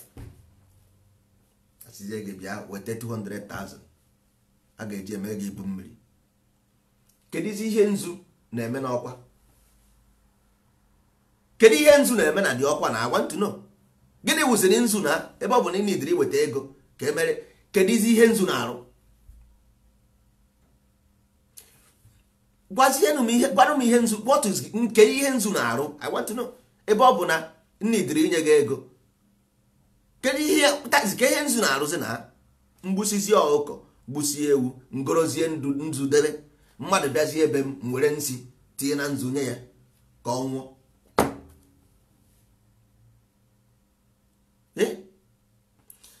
Kedizi ihe mere mmadụ bịa be gị enye ya nzu ka o were mee ya welcome? Achọrọ m ịma bifo enye mmadụ ọjị na be gị, ị ga-enye ya nzu. Onye ji gị ụgwọ ịbịa ụgwọ na be ya enye onye gị nzu, ị gaghị ana ya because aka gị adịghị ọcha. Iji m ụgwọ isi na ị ga-enye m ego m last week, inye ha m bịa be gị na-enye m nzu. Kedu nzu ahụ na purity? No, that is ojiọfọ. Kedu isi na ịdara m ego ka anyị mee business, i were ego m jee mee ihe ọzọ, nna gị ego ịbabara m mba, mbịazie ebe gị enye m nzu, iche m nzu? Mba na aja m ewedị nzu. Ọwụ mgbe ahụ ị na-ewedị nzu ahụ, onye aha mere datịrị ọmago na a na-ejidego ya. Ịma ihe ọ ga-eme? Ọ chọọ ego ga nye gị back. Ọ bụrụ na o nyeghị gị ego aha back, nzu ahụ o ji atọ ọnụ against him. Ọ bụrụ na o nyeghị gị ego aha because that nzu ahụ rejected or something, because nyenwa na onwe as a keeper of law of the land, ọ mara dat na adịghị mma because idobe nzu na be gị ichizuru echizu na ị na-egosi bụ na ihe onye metere ya buru na ebe a m nọ, nekwa ụkwụ m, nekwa aka m, nekwa mkpa abụ m, ihe adịkwaghị, ajị adịkwaghị bụ ọkwa ndị nne nwaanyị, ọ sị nekwa abụ ya ajị adịkwaghị. So kedu ihe idebeziri nzu na ya adịghị ebe ọ bụ na ije na nke mmadụ nye 25,000 nye 30,000 ọkwa gboro gị ọkụ, gboro gị ewu, mejiere gị nke eji poison, nye gị ọgwụ nsi ijiri bịa tinyere mmadụ na mmanya ka ọ nwụọ. Kedu all this thing now? anyị chọrọ m ịma because ọ bụrụ na ịma how things work, that is how you na-ada n'ime onunu. Because this thing o make sense, this does not make any sense. So ọ bụrụ na ị chọrọ ịma ihe bụ ego mmụọ, you must know them. Ị chọrọ ịma ihe bụ ọfọ, ị ga-ama ya. Ịchọ ịma ihe bụ afa, ị ga-ama ya. Ịchọ ịma ihe bụ ịchụ aja, ị ga-ama ya. Ịchọ ihe ịma ihe iwu mba, ị ga-ama ya. Ịchọ ịma ihe bụ ikpe ire, ị ga-ama ya. Ịma ya, there is no need ị na-eme ya, because mmadụ ọ na-eme ihe ọ na-ama. Unu ejizi n'ụjọ wee na-adaba na ọnwụnwa. Unu ejizi n'ụjọ adaba na ọnwụnwa. Ihe anyị bịara bụ idozi ọdịnala Igbo ka ọ baara onye ukwu baara onye nta, ka anyị Igbo tọwakwa ụtọ ka o si atọ ụtọ na mbụ, ka anyị dịkwa ka anyị dị na mbụ. It's as simple as ABCD. It's as simple as ABCD. Nwanne, ihe abụghị gọọmenti corruption ka anyị na-fight. Ọ bụ gọọmenti corruption. Ihe anyị na-ekwu bụ omenala Igbo is the educational system of life. If you don't get it right, na nwanne, mind need to be cultivated. Kedu nke onye ga-eji cultivate even your own mind? If you are not cultivated, your children will not. So by knowing your condition today, just examine what will happen to your children. Simple as that. Ọnwụ na ị na-anwụ ịnụ nwa na-enye gị isi, biko chetara na ụmụazị m ka enyi gị na ha, because nwanne ebe a here is a prison yard. Ụmụ gị ata ezigbo afọ, ụmụ gị ata ezigbo, nna gị ga-ezogbu. Your children will suffer. Your children will suffer. To be honest, ndị ụmụ nwaanyị Muslim, ndị Arab, o kechiri ihu ya. Ịjụọ that woman why o ji kechie ihu ya, ọ sị gị ya like ya, ngị hapụrụ ya like that she like it. Ị na-ajụ onwe gị, kedu ihe onye a ji wee kechie ihu? Kedu ihe ọ likere n'ihu o kechiri? Because why? The devil I know is better than the angel I don't know. The devil I know is better than the angel I don't know.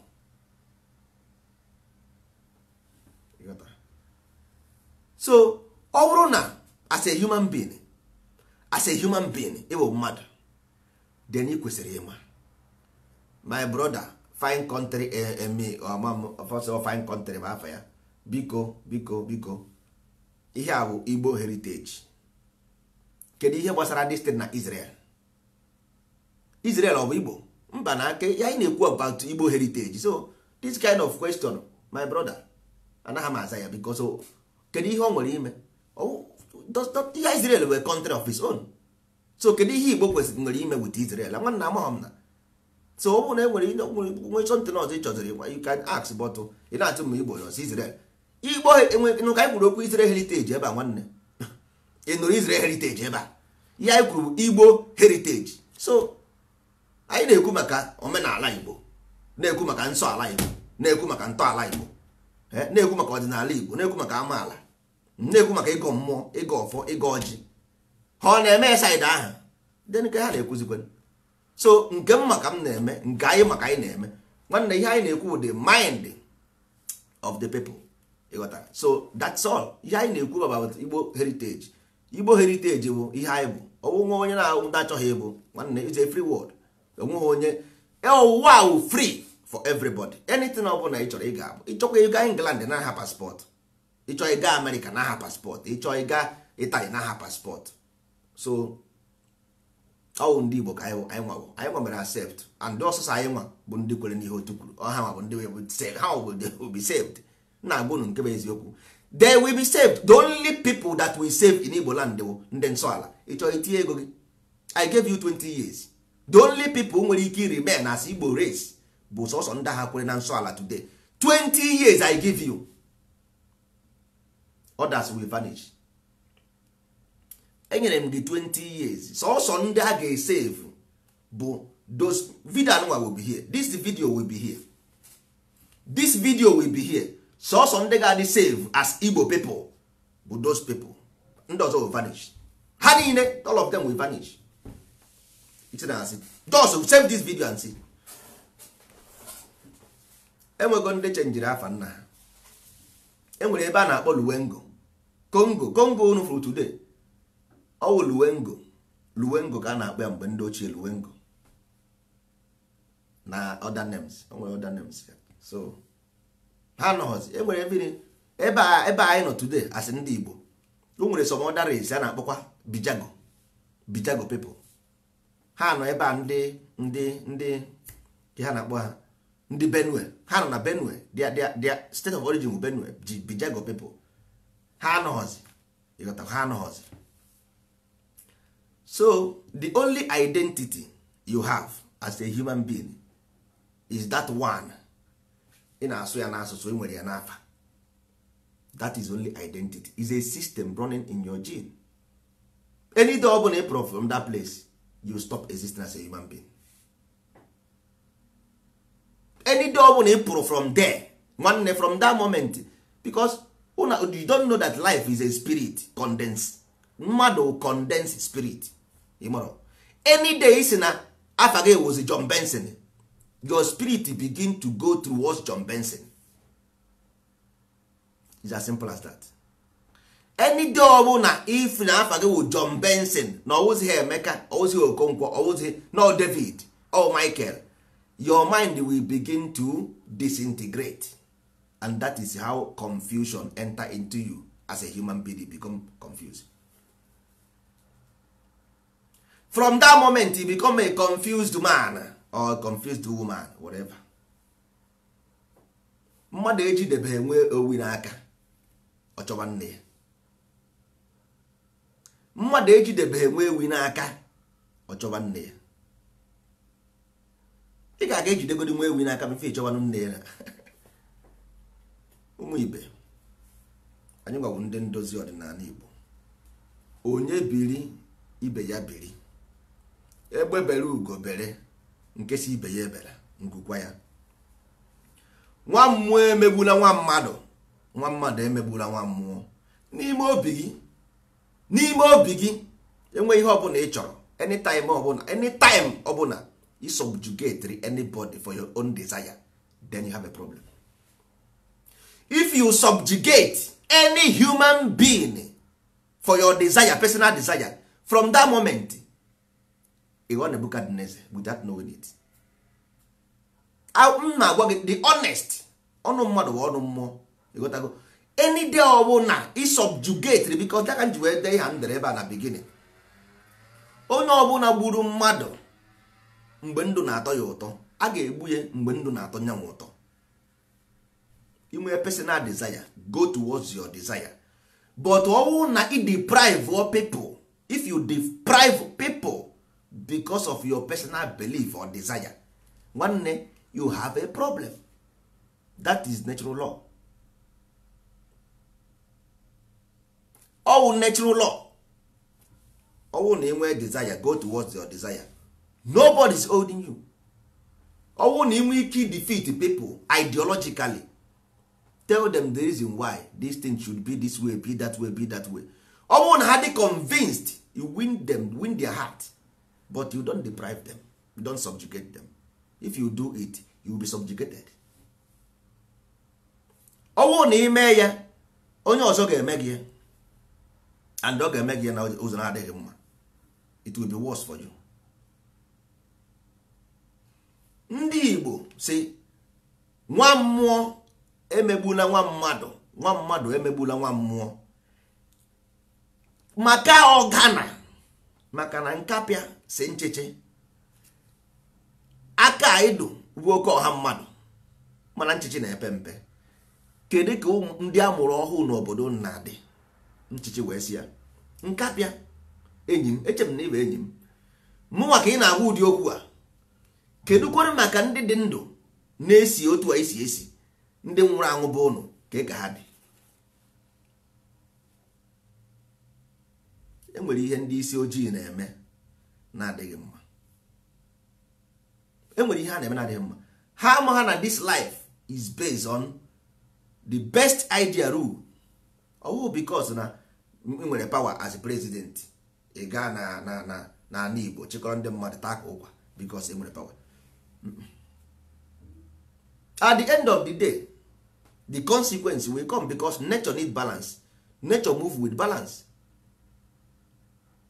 Nature move with balance. So anytime ọ bụla anyị na-eme something, we must remember that there is a justice na amadi. Ọwụ na anyị cheta ha this thing. That's why they okwu maka nsọ ala. If nsọ ala run in Igbo land for 20 years, you can never remember before 20 years again, because life will change absolutely. The life of Igbo land will change absolutely. Even you gaghị echeta before that 20 years, ị ga na-echetezi dị mgbe ihe dị mma, because onye ihe na-agara ọfụma amaghazi mgbe ọ na-ata afọ. Onye ihe na-agara ọfụma amagha mgbe ọ na-ata, ọ naghị echetezi ọnọdụ mma. Hey, ọ sị na aka ije nna anyị na-akụ nna nwanne nna anyị na-eri nna ochefuo m nwanne na-achọrọ m sọm na-achọrọ m sọm. So ị na-akụ ka a na-echefuo. So ihe anyị na-agbara mbọ ka ndị Igbo nwee obi aṅụrị, maka na ọsọsọ obi aṅụrị ga-enye gị ndụ ogologo. Onye obi adịghị mma, a sị na an angry man is a hungry man, or hungry man is an angry man. A hungry man is an angry man. Ọwụ na ihe anyị na-eme because we are not going back. Ịghọtago, anyị anaghịzi agachighị azụ maka na ya nwere another hope. You don't have inweghị otu ọzọ isi eme. Nwa bekee azụpụtago ụmụ ha. Ha esetigo an institution. China esetigo an institution. Arab esetigo institution. Of course Africa to set an institution. Institution anaghị ebido na government. Ọ na-ebido na the people. All strong culture na-create a strong country.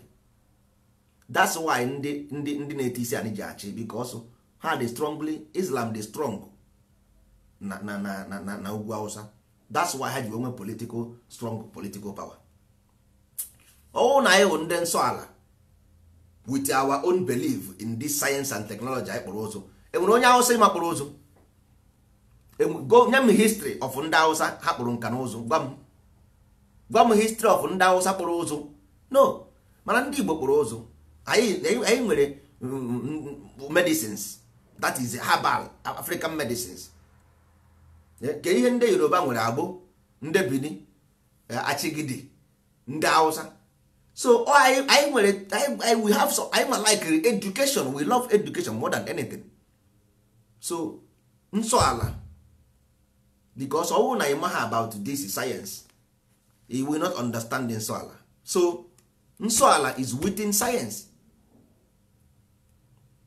because all the whole names ga n'ime nsọ ala, all those names are all science, are chemical science, because ihe ndị Igbo mere bụ chemical mind, mental alchemy, physics.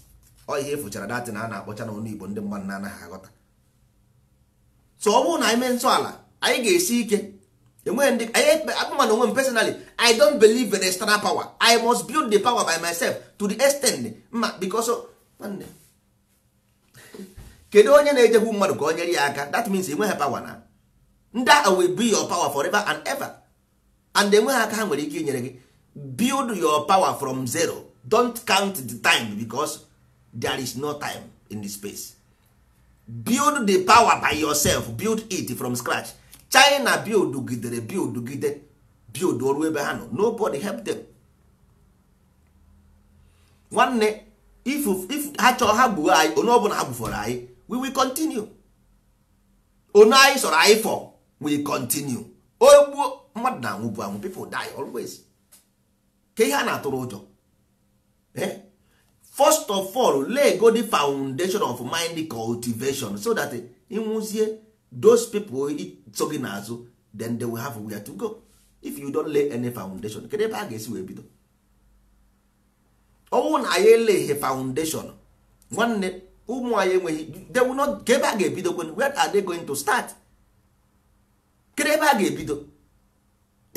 So o nwere isi, you have to lay a foundation for the upcoming to follow. Simple. Anyị nwere ọdịnala Igbo, nwe omenala Igbo, nwe iwere. All these things are within the Igbo. So Igbo is the concept that guide this ideology. Kedu ihe ndị mmadụ na-akọ? Nwanne ọ bụrụ na ị maghị ije akụziere gị. If you don't know, go and ask questions. Ị na-aja ajụ ndị warrant chief question ha ọma. warrant chief ọma ọkwa British setịrị up, so o jighị information. Ịchọ information gaa ma itinye eze ji, eze ala, osu agwụ, osu ama, ama osu. Those people ji information. Ọ bụghị eze. Eze is nothing. Eze is ordinary minister. Our name is a symbolic name. It's not person. So onye wo person wo eze ala wo person, yes. Eze ji wo person, yes. Osu ji wo person, yes. Osu agwụ wo person, yes. But Osu is not a person. Osu is a system. Ohu is a system. Ume is a system. Agwụ is a system. That's why you see Osu agwụ, Osu ala, Osu ji, Ume agwụ, Ume nweke, Osu eke. So all those names like eze, ma ọ bụ Osu, ma ọ ume, ma ọ ohu, ma agwụ, ha abụghị name, they are system. Ọ mgbe a adịzie name into it, then ọ bụrụzie a name. Igbo nwere the best information on earth. I can prove it to you. Anọ m n'Europe.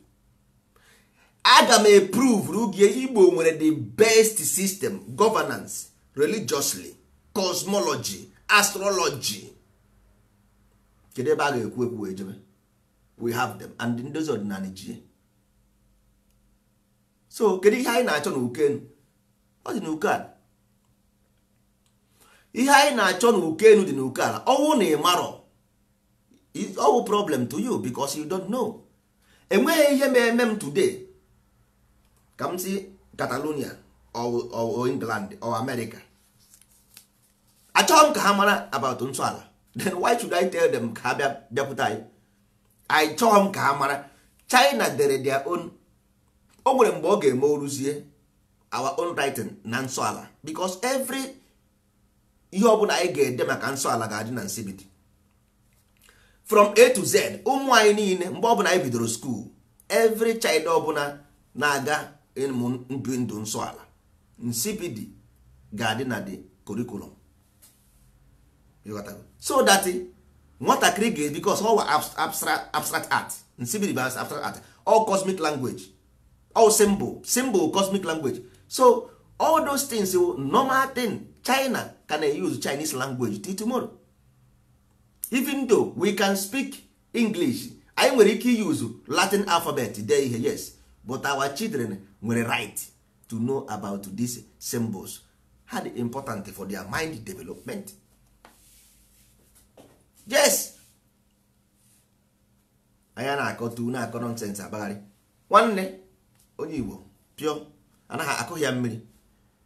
Igbo nke akụkụ mmiri o ruorogo, because ọwụ na onye onwe juru afọ, onye onwe juru afọ, ịghọtago. Igbo juru m afọ, enweghị ihe m lakịrị n'Igbo. Inside Igbo system, ihe m mụtara from Igbo amụtara m ya from English. No language else nwere, because ịmara this thing abịa sị gị cosmology. Kedu ihe ma cosmology? Ị gaa na Google na-agụ nonsense. But ngwa gị ihe ọ bụ, if I tell you what is cosmology in Igbo language, ị ga-achịgide ọchị si n'elu oche daa, because ị nweghị ike ịnọkọta chee datị na-eche n'ụwa. But ị na-ekwu every blessed day.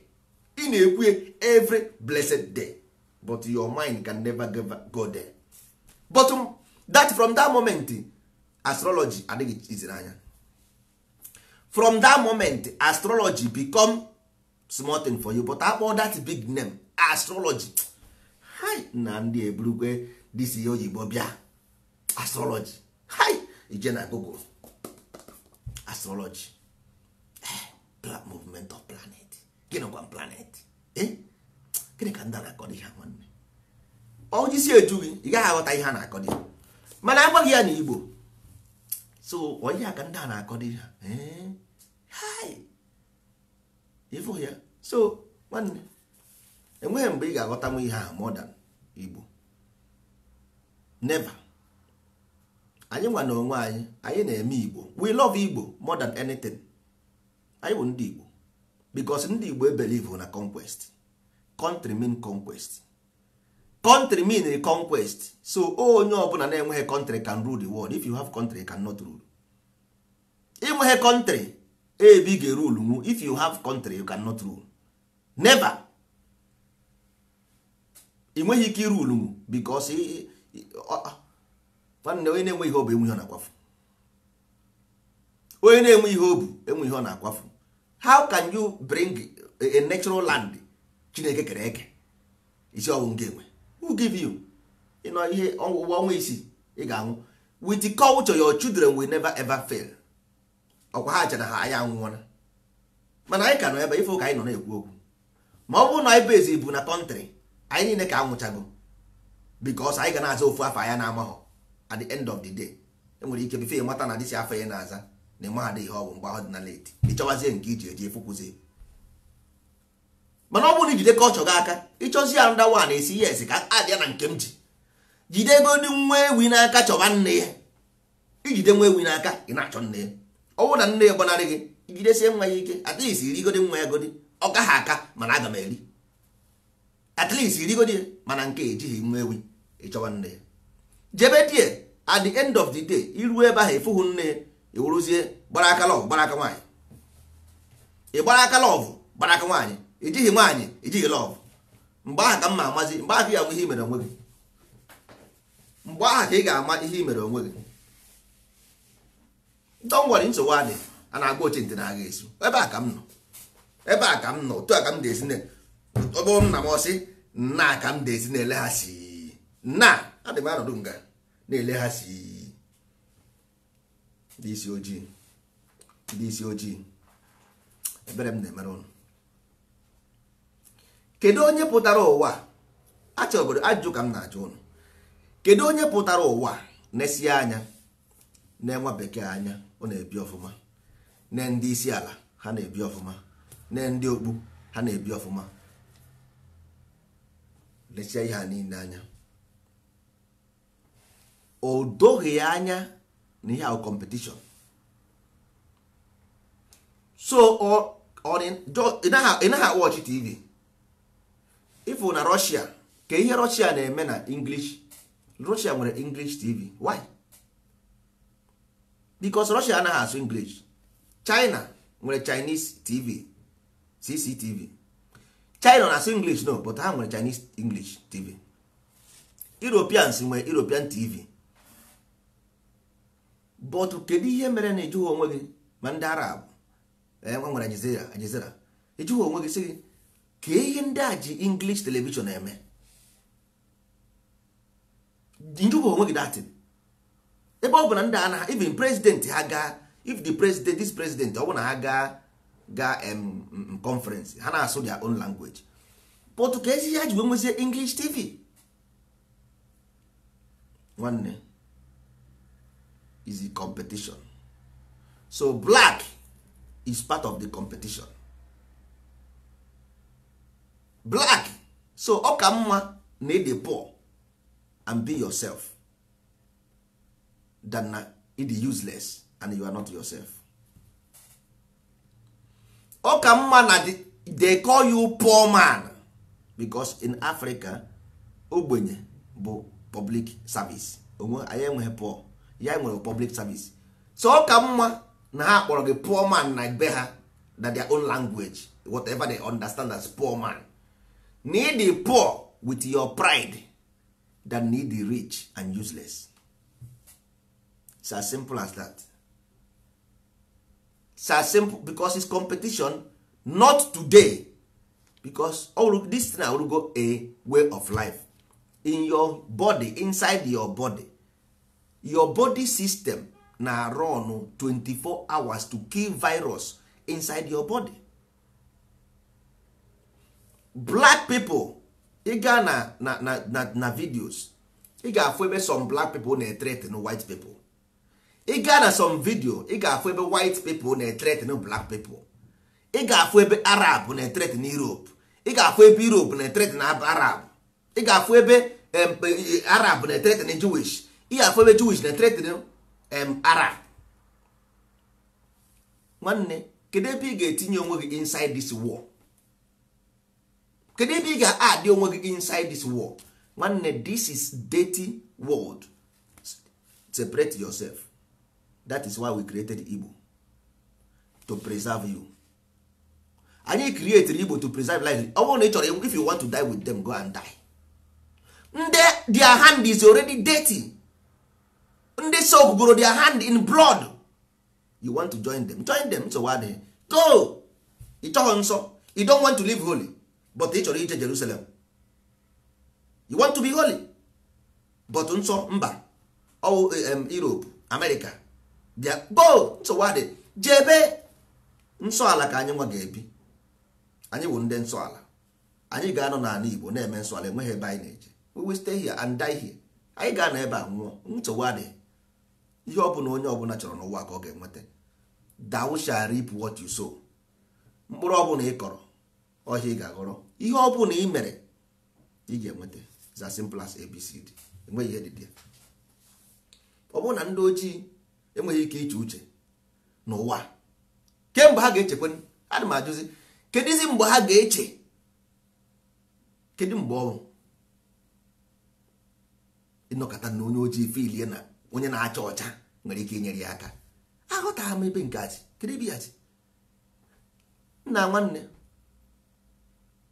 enwere multinationals na Africa, multinational companies. 99% of them bụ ndị ọcha nwe ya. Do you know that? 99% of companies in Africa bụ ndị ọcha nwe ya. So achọziri m ịma kedu this is the kind of help, kedu ihe nwere ike promise ye? Already he have them, he own them, ka ihe ga-offer ya. Nna nwanne, I own your country. What are you going to offer me? Ihe na-achị offer m enwere m ya. So the only thing ị ga-eme wụ prepare yourself, whether 100 years time, push them away by your own mighty power. And until you get the power, you are nobody. Until you get the power, you are nobody. It's as simple as ABCD. Ụmụibe kwere ka ịha ka ofe rụrụ zoro gị nri. Onye kwuo ka ọha eburu eje na ama nna ya. Onye ekwughị ka ọha eburu egafe ama nna ya. Onye ekwughị ka ọha eburu egafe ama nna ya. Ọsọkwa gị gaa na China, si China bịa ka irichi agreement ka bịa na Nigeria bịa mmemme nka. China na better place for interest of China, not you. Not you. China bịa dị egusi dị mmanụ gusi everything ọ bụọrọ gị ike. O gusi ha niile ọ bụọrọ gị ike. It's as simple as that. Were ihe gbanwere agbanwe. So na nsọ ala ka anyị nọ. Ihe nna agwa unu bụ ihe nna gị kwuru.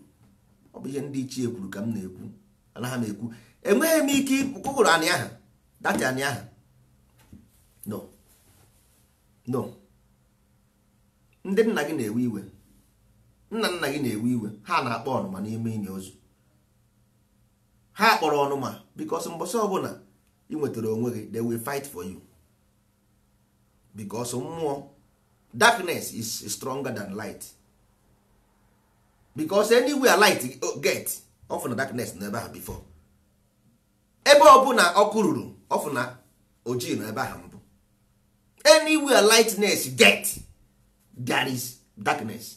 Because if there is not darkness, light agaghị prove itself. Light can only prove itself because there was darkness there. Just simple as that. So until the only way your nna gị akwụsị fight gị bụ to build nsọala. Then the fight, nobody is fighting you. Is the sickness is inside the body. The defense system is inside the body. The virus is inside the body. Everything is within the body. Ihe na fight ndị Igbo is within the body, not outside the body. Not outside the body. So asị m zie dịka ozie zie m ya, mana asị m bute ebute asị m mba. So ihe na fight Igbo is within the body, not outside. So na-eje outside na-ejere onwe gị.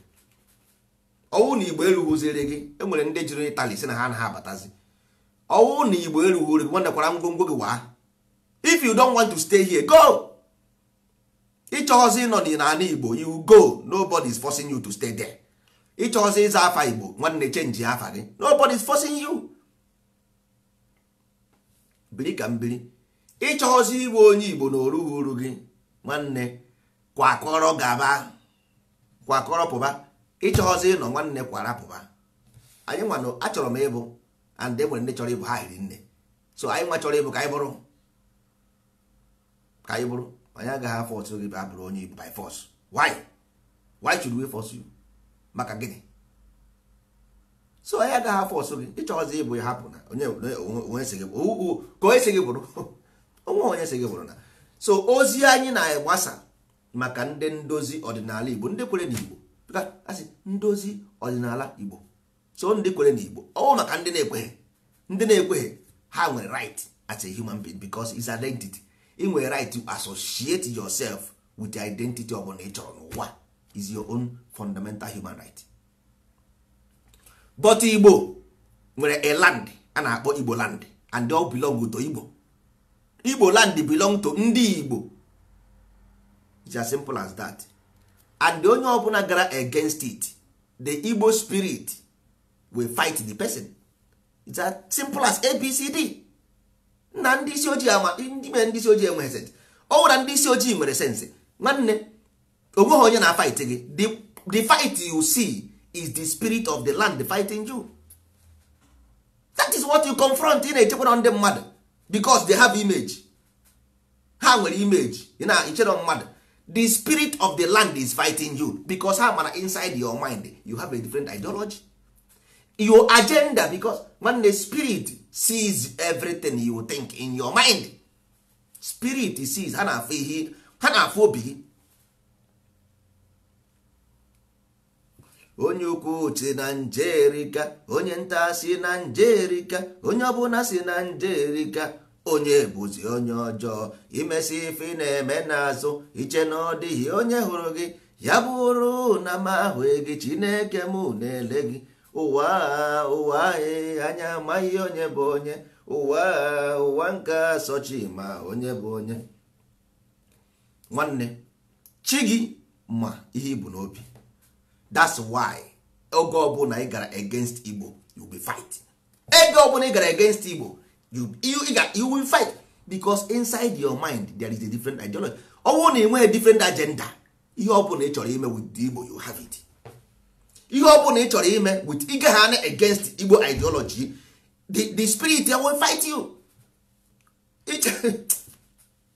Na man, anyị nwere anya anya na-afụ ụzọ. We don't see. Anya na-afụ ụzọ.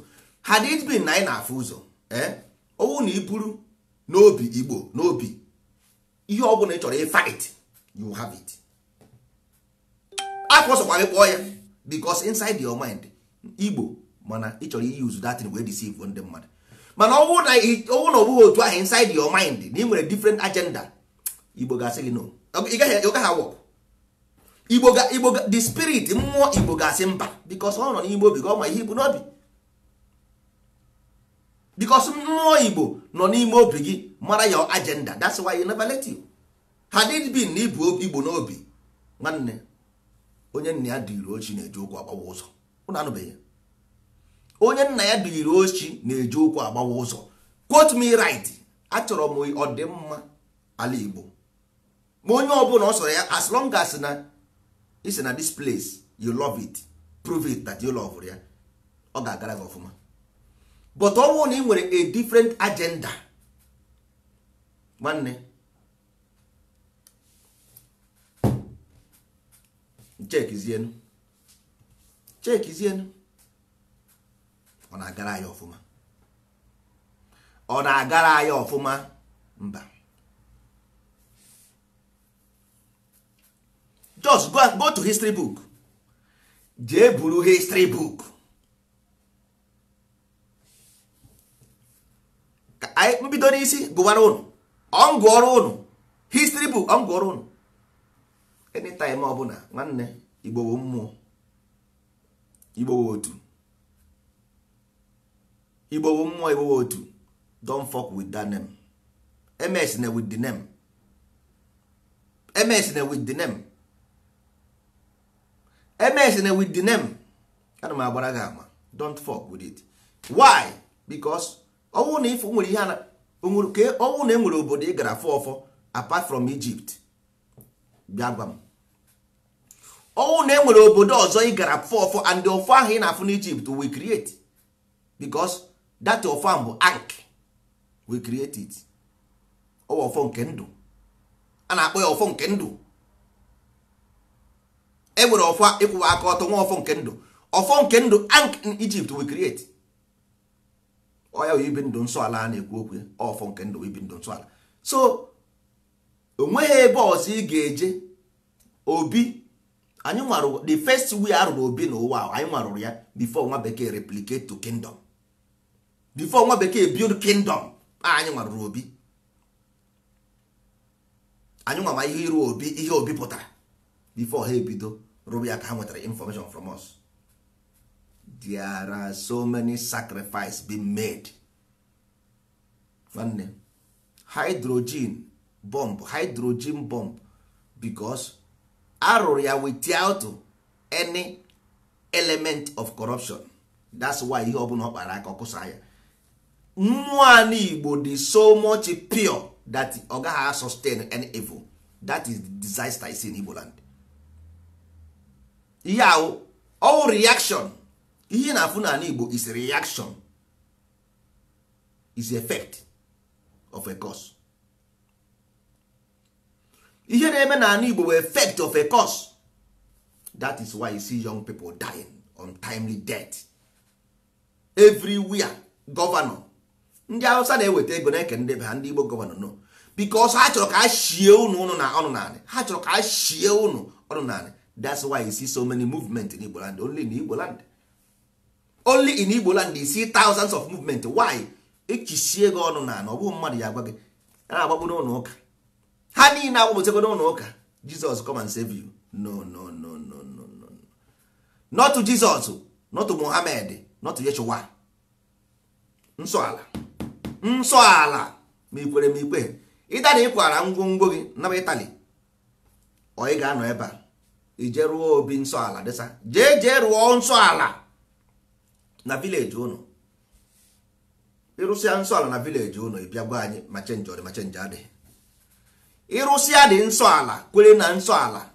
From that moment changes will begin to come back to your family one by one after the other. Ọ na ọ bụghị ya 13 unu dị 10 otu awụ n'ezi. Diọkpara enwe ihe ọ na-eme. Osote diọkpara enwe ihe ọ na-eme. Nne gị enwe ihe ọ na-eme. Nna gị enwe ihe ọ na-eme. Ọgọ gị nwoke otu awụ n'ezi.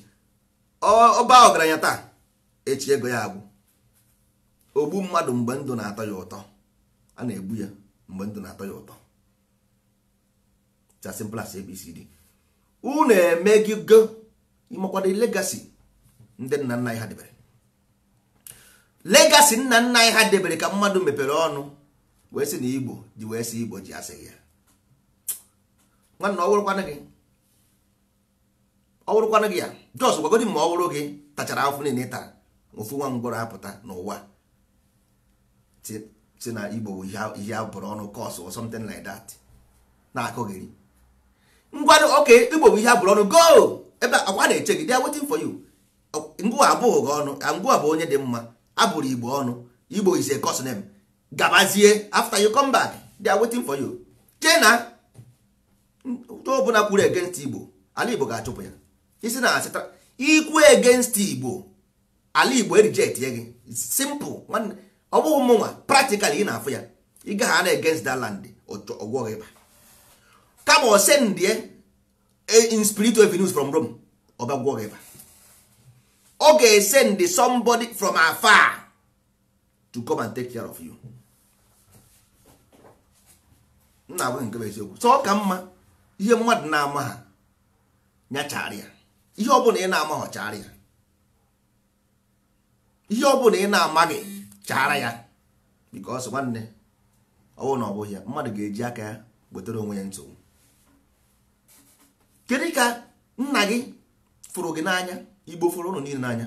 Unu niile ndị niile fụrụ Igbo n'anya. Igbo fụrụ ha n'anya. Ndị kpọrọ Igbo asị Igbo kpọrọ ha asị. That is how law of nature work. Nwanne onye na-anaghị eme ihe ọma according to Bible ndị ụka ọ ga-eje alaeze. Jizọs na-abịa ịkpọrọ ndị ya ọkwa ndị eko na-abịa ịkpọrọ ọ sị na ya kpọrọ ndị ọzọ. O nwere mgbe ala si ọ ga-abịa kpọrọ ndị ọzọ ala. Enwere mgbe Yeshua sị na ọ ga-abịa kpọrọ Jewish people. Yeshua sị ọ ga-abịa kpọrọ ndị Jewish people. Jizọs ga-abịa kpọrọ Christian. Ala ga-abịa kpọrọ Muslim.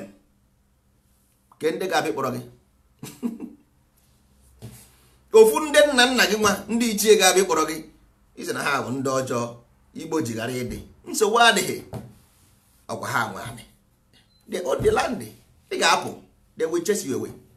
Ha ga-achụpụ gị from the land. Go to me right. Si na ọmụ gwara gị. Because you ma have how energy work. Weta acid. Gbaa n'ime bọtụlụ. Were nna chemical. Gbaa ya. Kifie ga-eme. Were acid tinye na bọtụlụ. Tinye ya another chemical. You have ihe ga-eme there. Okay, this is how force of nature work. Because you never be in science lab. Ịmaghị ihe a na-akọ. You never be in science lab. Ịmaghị ihe a na-akọ. Had it been n'ịma. Ịmaghị na proportion. Ịmaghị proportion. Mba, you don't know. That is how force of nature work. Higher element, lower element. Ndị ichie bụ ndị chigoro echi. They are higher element.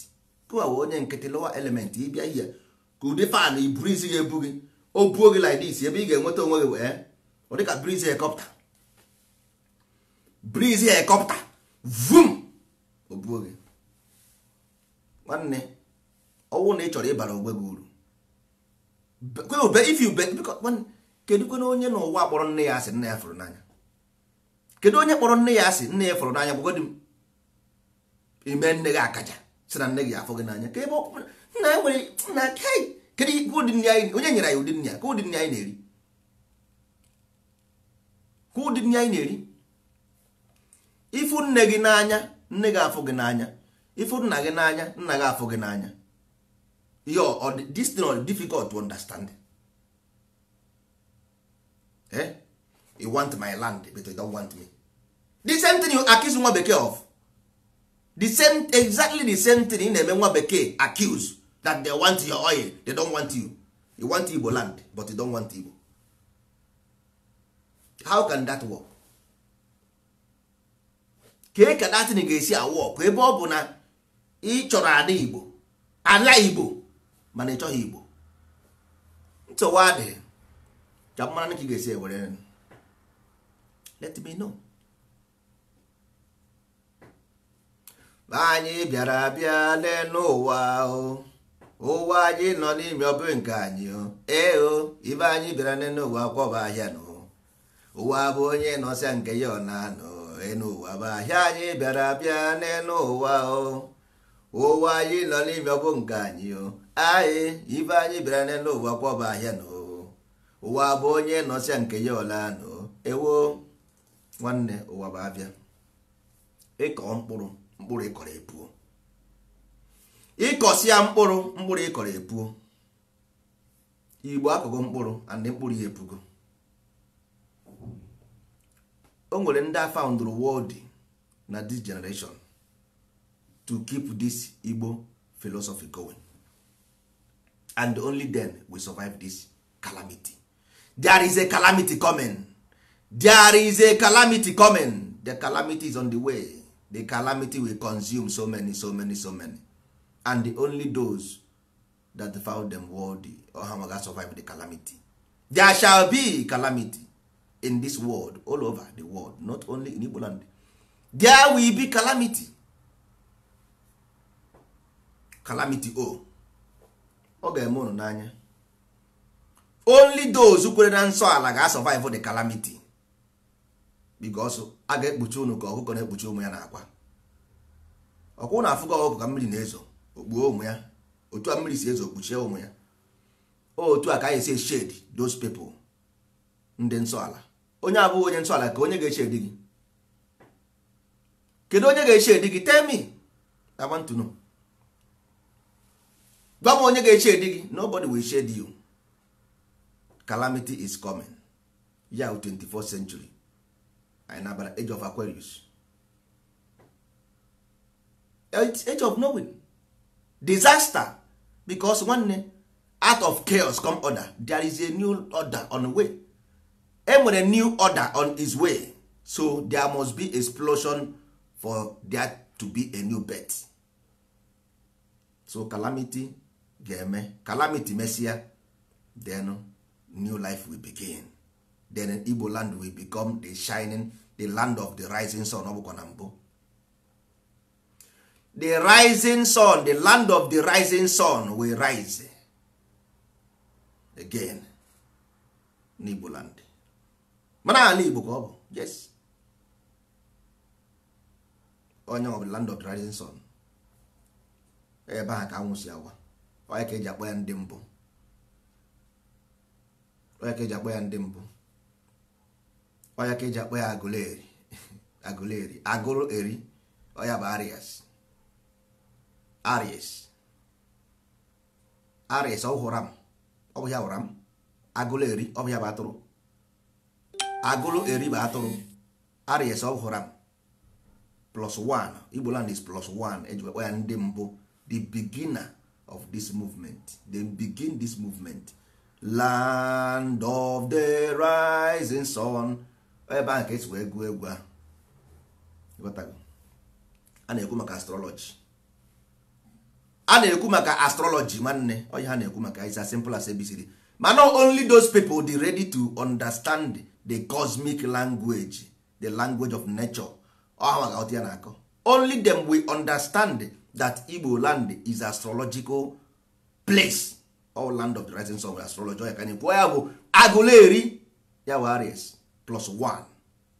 Icha agwa m gị 12 zodiac plus eri n'onu Igbo from A to Z agwasịa m gị. Gwa gị ihe mere Igbo land jụọ +1 enye gị evidence.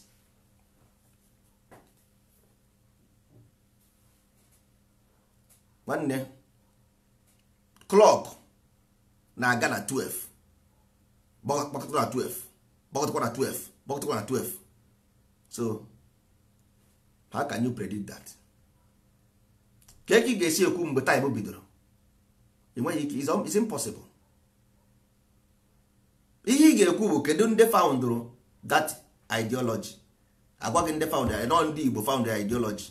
Then when is ọ dịghị possible because you cannot predict that this world has been millions upon millions of years. It's like kemgbe time bidoro. Time started as long as the Big Bang happened ụwa wara awa mgbe oge bidoro. So onweghịzi otu ọzọ. There is no other way. Mmadụ enweghị ike ịgwa gị yesterday is nothing but memory and the memory will have them. Anyị ji the memory. Anyị ji the story of Igbo land complete. And anyị nwe ebe si wee dee Bible, complete Bible. I can tell you from Solomon to David, from David to all of them. I can tell you where they take them in Igbo land. Ma agwa gị so one, only one. Solomon were eri. Solomon bụ eri. Nothing more, nothing less. That's why it's the Temple of Solomon. Why will be Biafra? Simple as ABC. Temple of Solomon will be Biafra. Nothing more, nothing else. Because Afara is astrology. Afara means astrology. Ama Afara means astrology. It's as simple as that. Ama Afara means astrology. Obi Afara is house of zodiac. Obi Afara means house of zodiac. Simple as ABCD.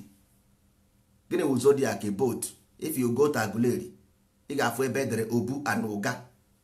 Zodiac boat aha na ya ka ọ na-eme. That zodiac boat aha na ya ka ọ na-eme.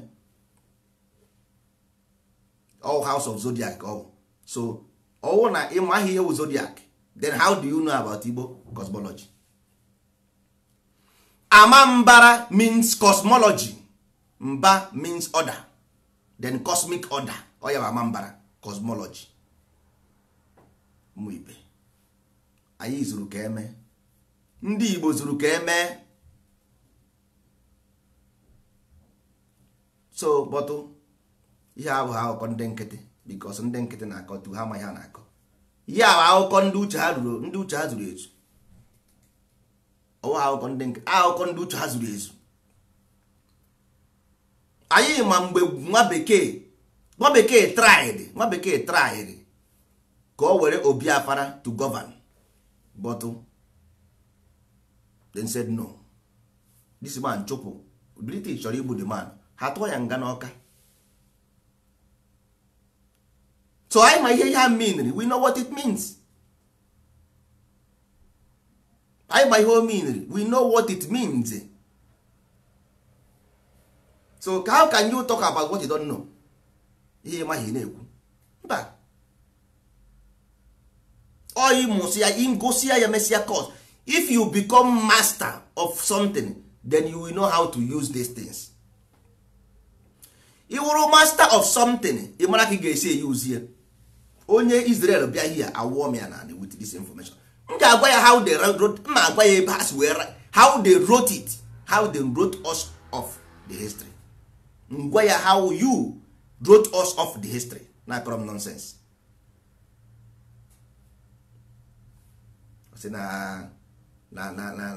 Na Judah, Jerusalem dị na Judah with the two cities, two cities, Ogbu and Oga, which is house of zodiac. Na krom nonsense. David built temple of Jerusalem, which Eri built temple of Obiafara. Na kogri. I just copy say this thing, they copy everything there, write us off history. As upon that, our today ndị be anyị na-amapụ ha. Ndị ahụ ndị depụrụ gị na history, them wrote you off history. Ndị ahụ wrote gị off history. Afụfụ ị na-ata today, lay the foundation. Ịmọrọ. Afụfụ ị na-ata taa, this foundation was laid by those people, because ọ bụ ha, your identity remain. Because if na map as Obiafara bụ the kingdom, that Obi ahụ is Obi, is a temple, not a country.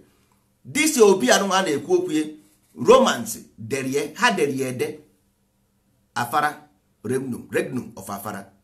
Temple is a pilgrimage, ebe a na-eme pilgrimage, a place of pilgrimage. All that thing mere anyị everywhere in the whole world, all the whole king na-abịa pilgrimage n'Igbo land. Today ha ebupụ ebuje Israel na Jerusalem. Anyị soro ha jebe dia. Our own place was deserted and decimated. Jide anya itisa 80 to 90% mmanụ na-aṅụ na mba mmiri bụ ndị isi okpunwe ya, ndị okpunwe ya. Company na-aṅụ mmanụ na mba mmiri bụ ndị okpunwe ya. Ọwụ ndị a mere anyị apụghị ndụ ndị Igbo. Ọwụ ndị okpu. Ọwụ ndị okpu, ana m agwa gị evidence with evidence. Ọwụ ndị okpu, because ọwụ ndị okpu wepụrụ our own history, not Rome. Rome bịara die, Rome came, Rome know everything. Ihe na-agwa gị na Rome ma ya, Rome knows it. Na ọwụ ndị okpu bụ ihe mebiri obodo anyị, ala Igbo. Ọ bụghị nwa bekee, ọ bụghị Europe, ọwụ ndị okpu. Yes, because ọwụ na ị ghọtara ihe a na-ekwu. That is why today na ndị be anyị they are confused because of ọwụ na ọwụ ndị okpu, ndị be anyị ga-adị confused. Because Rome dere nke ha, Rome eme ha our own system attack. Rome wrote their own without attacking any system, but they wrote their own attacking our own system. Our system go off. But nsogbu adịghị, ndị nsọ ala, ndị ndozi ọdịnala nọkwa ebe a to restore those things. Kịta anyị gazie na eri eze eri amakwụzi ọma ha. Eze nri komkom ịkpọ ya ọjọọ jebe Jerusalem. Si asị oji nkarị arịa iri star David na-akpagharị. Ọma ha no eri nna ya bụ onye ndị a na-duplicate a copy. He don't know. Ọma ha no nna ya ka a copy. Because Solomon is English. How can English language be in Jerusalem? Ka ihe English na mere Jerusalem. Solomon is English. David is English. This movement of soul movement, that is why you see the astrology is movement of soul. That is what we Ogbu and Oga, the house of zodiac. Simple as ABCD. All those things you can feel na akwụkwọ, complete book, we give it to you. Go and do your own research. Why ga-enye gị? Go and do your own research. Anyị Igbo ka anyị nọ ebe ahụ, we are there and we were there and we must be there. The only temple in the whole world is Obiafara. Only original temple. Ndị ọzọ copied from our own, and the temple will never die and can never die, because it's already in our gene, in our system. already. So what ihe ga-eme ndị ọbụla nwere people have right. People have right to have on their own. Onye ọbụla nwere right inwe nke ya, but anyị nwere nke anyị. We have our own.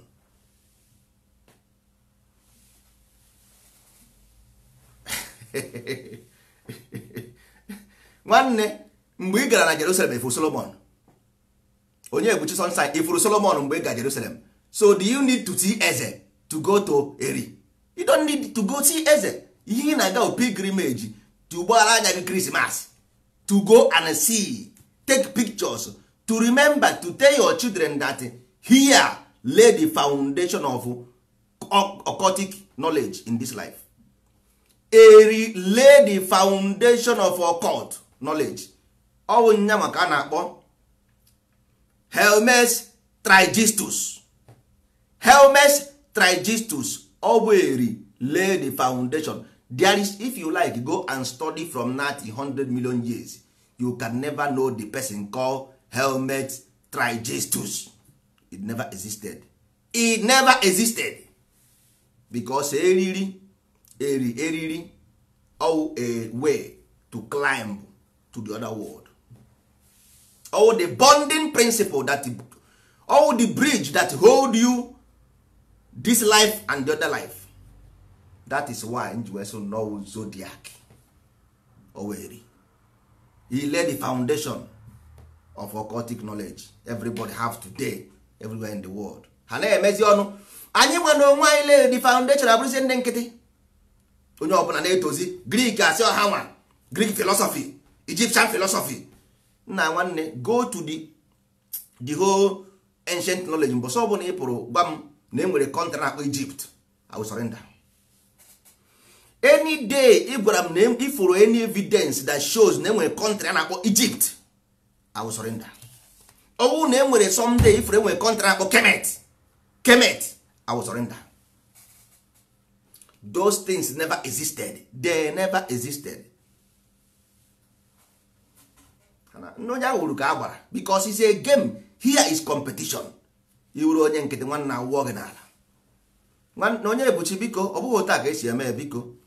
You don't take word just like that. You don't take people literally. Ihe a na-ekwu ebe we are giving you informations of what happened before. Ọ bụghị ijesi ga-ewepụ mmadụ. No, ọ bụghị otu a ka esi eme ya. O nwere ike onye ahụ nọ ebe ahụ. Ihe aga na generation, ọ gachara 4-5 generations. So onye ahụ n'ebe o nwere ike ọmarọ. O nwere ike ọnụ this thing might change his mind. You got to go. So ọ bụghị just ekwu ha na something we take it angrily. No. Anyị anaghị ekwe ka mmadụ wee iwe or angry. No, is our information we are giving our people. We are na-agwa our people something that happens before them, because our people amaghị ihe mere really.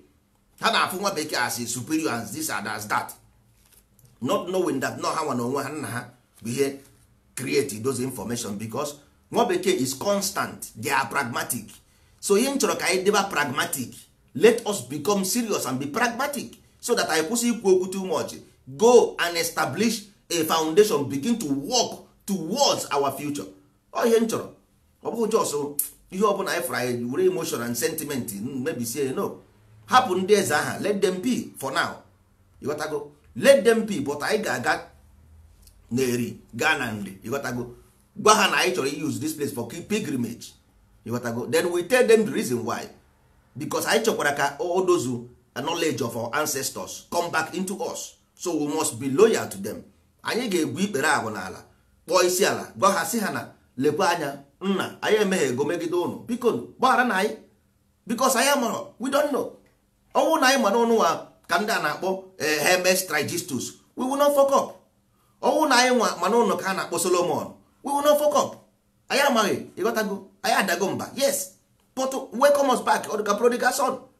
Anyị emeghe ego, anyị anaghị akụ na ụba nna anyị n'iyi, yes, but then gbagharazi anyị. Nwoke a eri biko, ebe a is our pilgrimage center. We will come here and look and see things in ourselves. Ihe dị mkpa bụ ihe edere ebe a na-agụ agụ. Nobody came from Israel akpọ God. Nobody is God. Nonsense. Is Oga means transit. Ogbu and Oga is transit, career, shoulder. Ubu, shoulder, career and transit. That is what astrology. But from Aguleri to Menri, Menri bụ the bull. you gotta go toso all transit ka ọ bụ for you to transit because una amaghị about mind cultivation. Ọ bụrụ na ịma about mind cultivation which is in ndozi and we have the class in ndozi ọdịnala anyị ga-enwe the class so people understand how life work. Ndị mmadụ ga-aghata ka ndụ si aga. Ọ bụghị just we take everything literally. No, that is not the way. Anyị ga-agwa ndị be anyị how this Solomon bụ ordinary movement of soul movement. That is soul movement, simple. Eri is a human being that existed. They call it Hermes Trismegistus. Mba Eri bụ the seven principle of Hermes. Mba Eri oya ka eji wee mee 7 days of the week. Oya ka eji wee mee 7 planets. We own the information, we do the oya anyị nwa mere ya, we created it. These people na-akọ ha mmadụ kọrọ datin gwu ebe na-egwu pịa m anya. Onye kọrọ datin gwu ebe na-egwuchi Greek when also Hermes. When did the Greek mean? What is the meaning of Greek? I want to hear Greek mean. It means nothing. You got to go. So how can these people come? Say na ga ebu na ụzọ amụdị ọkpara. Onye kwuru?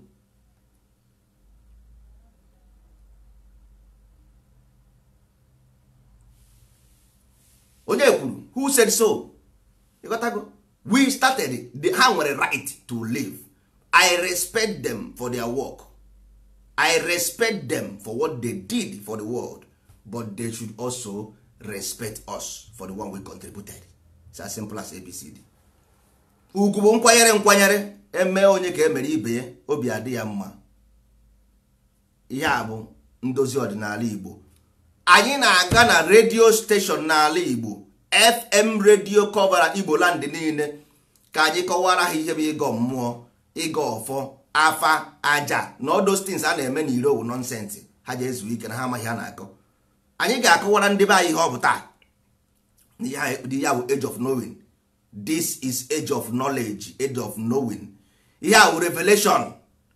This is the book of revelation. Ihe anyị kpuchiri ekpuchi to unveil the veil, to unveil the hidden story. Ọ bụ ihe a gwara unu ọ na-emezugo. That thing then told you that in a revelation will come. This is the revelation. Obiago and oya ka anyị na-ekpughere unu ekpuchiri ekpuchi. All the whole revelation will be revealed to you. Ihe ọ bụ na ekpuchiri ekpuchi n'ụwa will be revealed before we go into the new system of life where Igbo land will become the land of the rising sun again. Nsọ ala abụrụkwa ihe eji ebi ndụ, ebidokwa imekwa ọdị ya n'ala, emekwa ya n'ụwa ka esi eme ya n'eluigwe. Oya ka ndị Igbo na-akpọ ọdị ya n'ala, ọdịnala. Ọdị ya n'ala a ga-emekwa ya ọzọ, because life will cycle. Clock gbasịa oru na 12 obidokwa n'isi, ọgbasịa oru na 12 obidokwa n'isi. So we are going towards the clockwise to do 12 to begin again. Ọ ga-adịrị na mma ụmụ ibe. Anyị gwawo ndị ndozi ọdịnala Igbo, anyị gwawo ndị kwere n'ihe otu kwuru. Onye ọbụla nwee ndozi ọdịnala, gwa m ụnụ na Igbo onye nsọ ala atụ n'ụjọ. Si amama ọ bụ m onye nsọ ala. Ọ bụ ndị ihe unu na-eme na-ebugharị ya pịrị apị, ọ ya butere ihe ọjọọ, ọ ya nwemere enwe ihe na-aga aga n'ụna. Mụnụ sị gị na ị naghị eweta ego, enwe ihe na-eme na-aga aga. Si amama ọ bụ nke ka ọ sụrụ ya, ọchị ya nwaanyị si ya na ihe apịrị apị ibisara ebe a, ọja nwa mebirie. Ọ bụ ihe apịrị apị mụnụ na mpụ unu butere si na na-akpọ ndị ụka. Ọ datin mere enwe ihe na-aga na famili unu. Ndị niile aha na-eje ụka, famili unu nwe ihe na-aga ọfụma. Because ị nwere ike ime accuse na nna akọtu, but practically evidence shows that na ihe na-ekwu bụ eziokwu. Enwere ime n'ime ụlọ na-aga ụka, family unu nwe ihe na-aga aga. Enwere ihe na-aga aga na family. Tell me, gbanụ m. Enweghị nwanne. So ọ ka mma na ịbatabara na nsọ ala. Solo anyị bebe nsọ ala. Soro anyị bebe nsọ ala.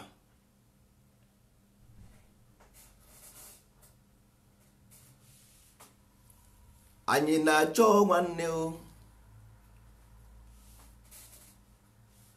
Nwanne, all a concept. Nonso but a concept. Everything were concept. But yes, but also somebody created the concept. This concept, somebody created it. so concept yes, but all mmadụ create the concept. Of course nri bụ concept. Ọ nri bụ igbo okwu. Ịnụ maka igbo okwu go to igbo okwu ebe a ka ndị Igbo na-echi echichi mgbe ndị ochie. Eriwo the temple of ndị ọkpụ na ndị egede. Ebe a ka ndị ọkpụ na ndị egede nọ na-akpọ obu na ụga. O weri then nri bụ igbo okwu ị ga ebe ị ga-afụ n'ozu ihe anyị wepụtasịrị ebe a na-echi echichi ka ọ bụ. So all concept yes, all a concept yes, obu and ụga which is the career and transition yes, but all mmadụ create somebody did. Ọ bụghị ndị mmụọ. Nonso were concept, Ifeanyi were concept, Onyeka were concept, Okeke were concept, Osu were concept, Osuala were concept, Osuagwu were concept. Yes, but we still give them as a name. We still give them as a name. You got to go. So yes, of course, concept, yes, of course. But all mmadụ, yes, of course, all afa mmadụ, yes. So ụmụ ibe, ya dịrị unu na mma.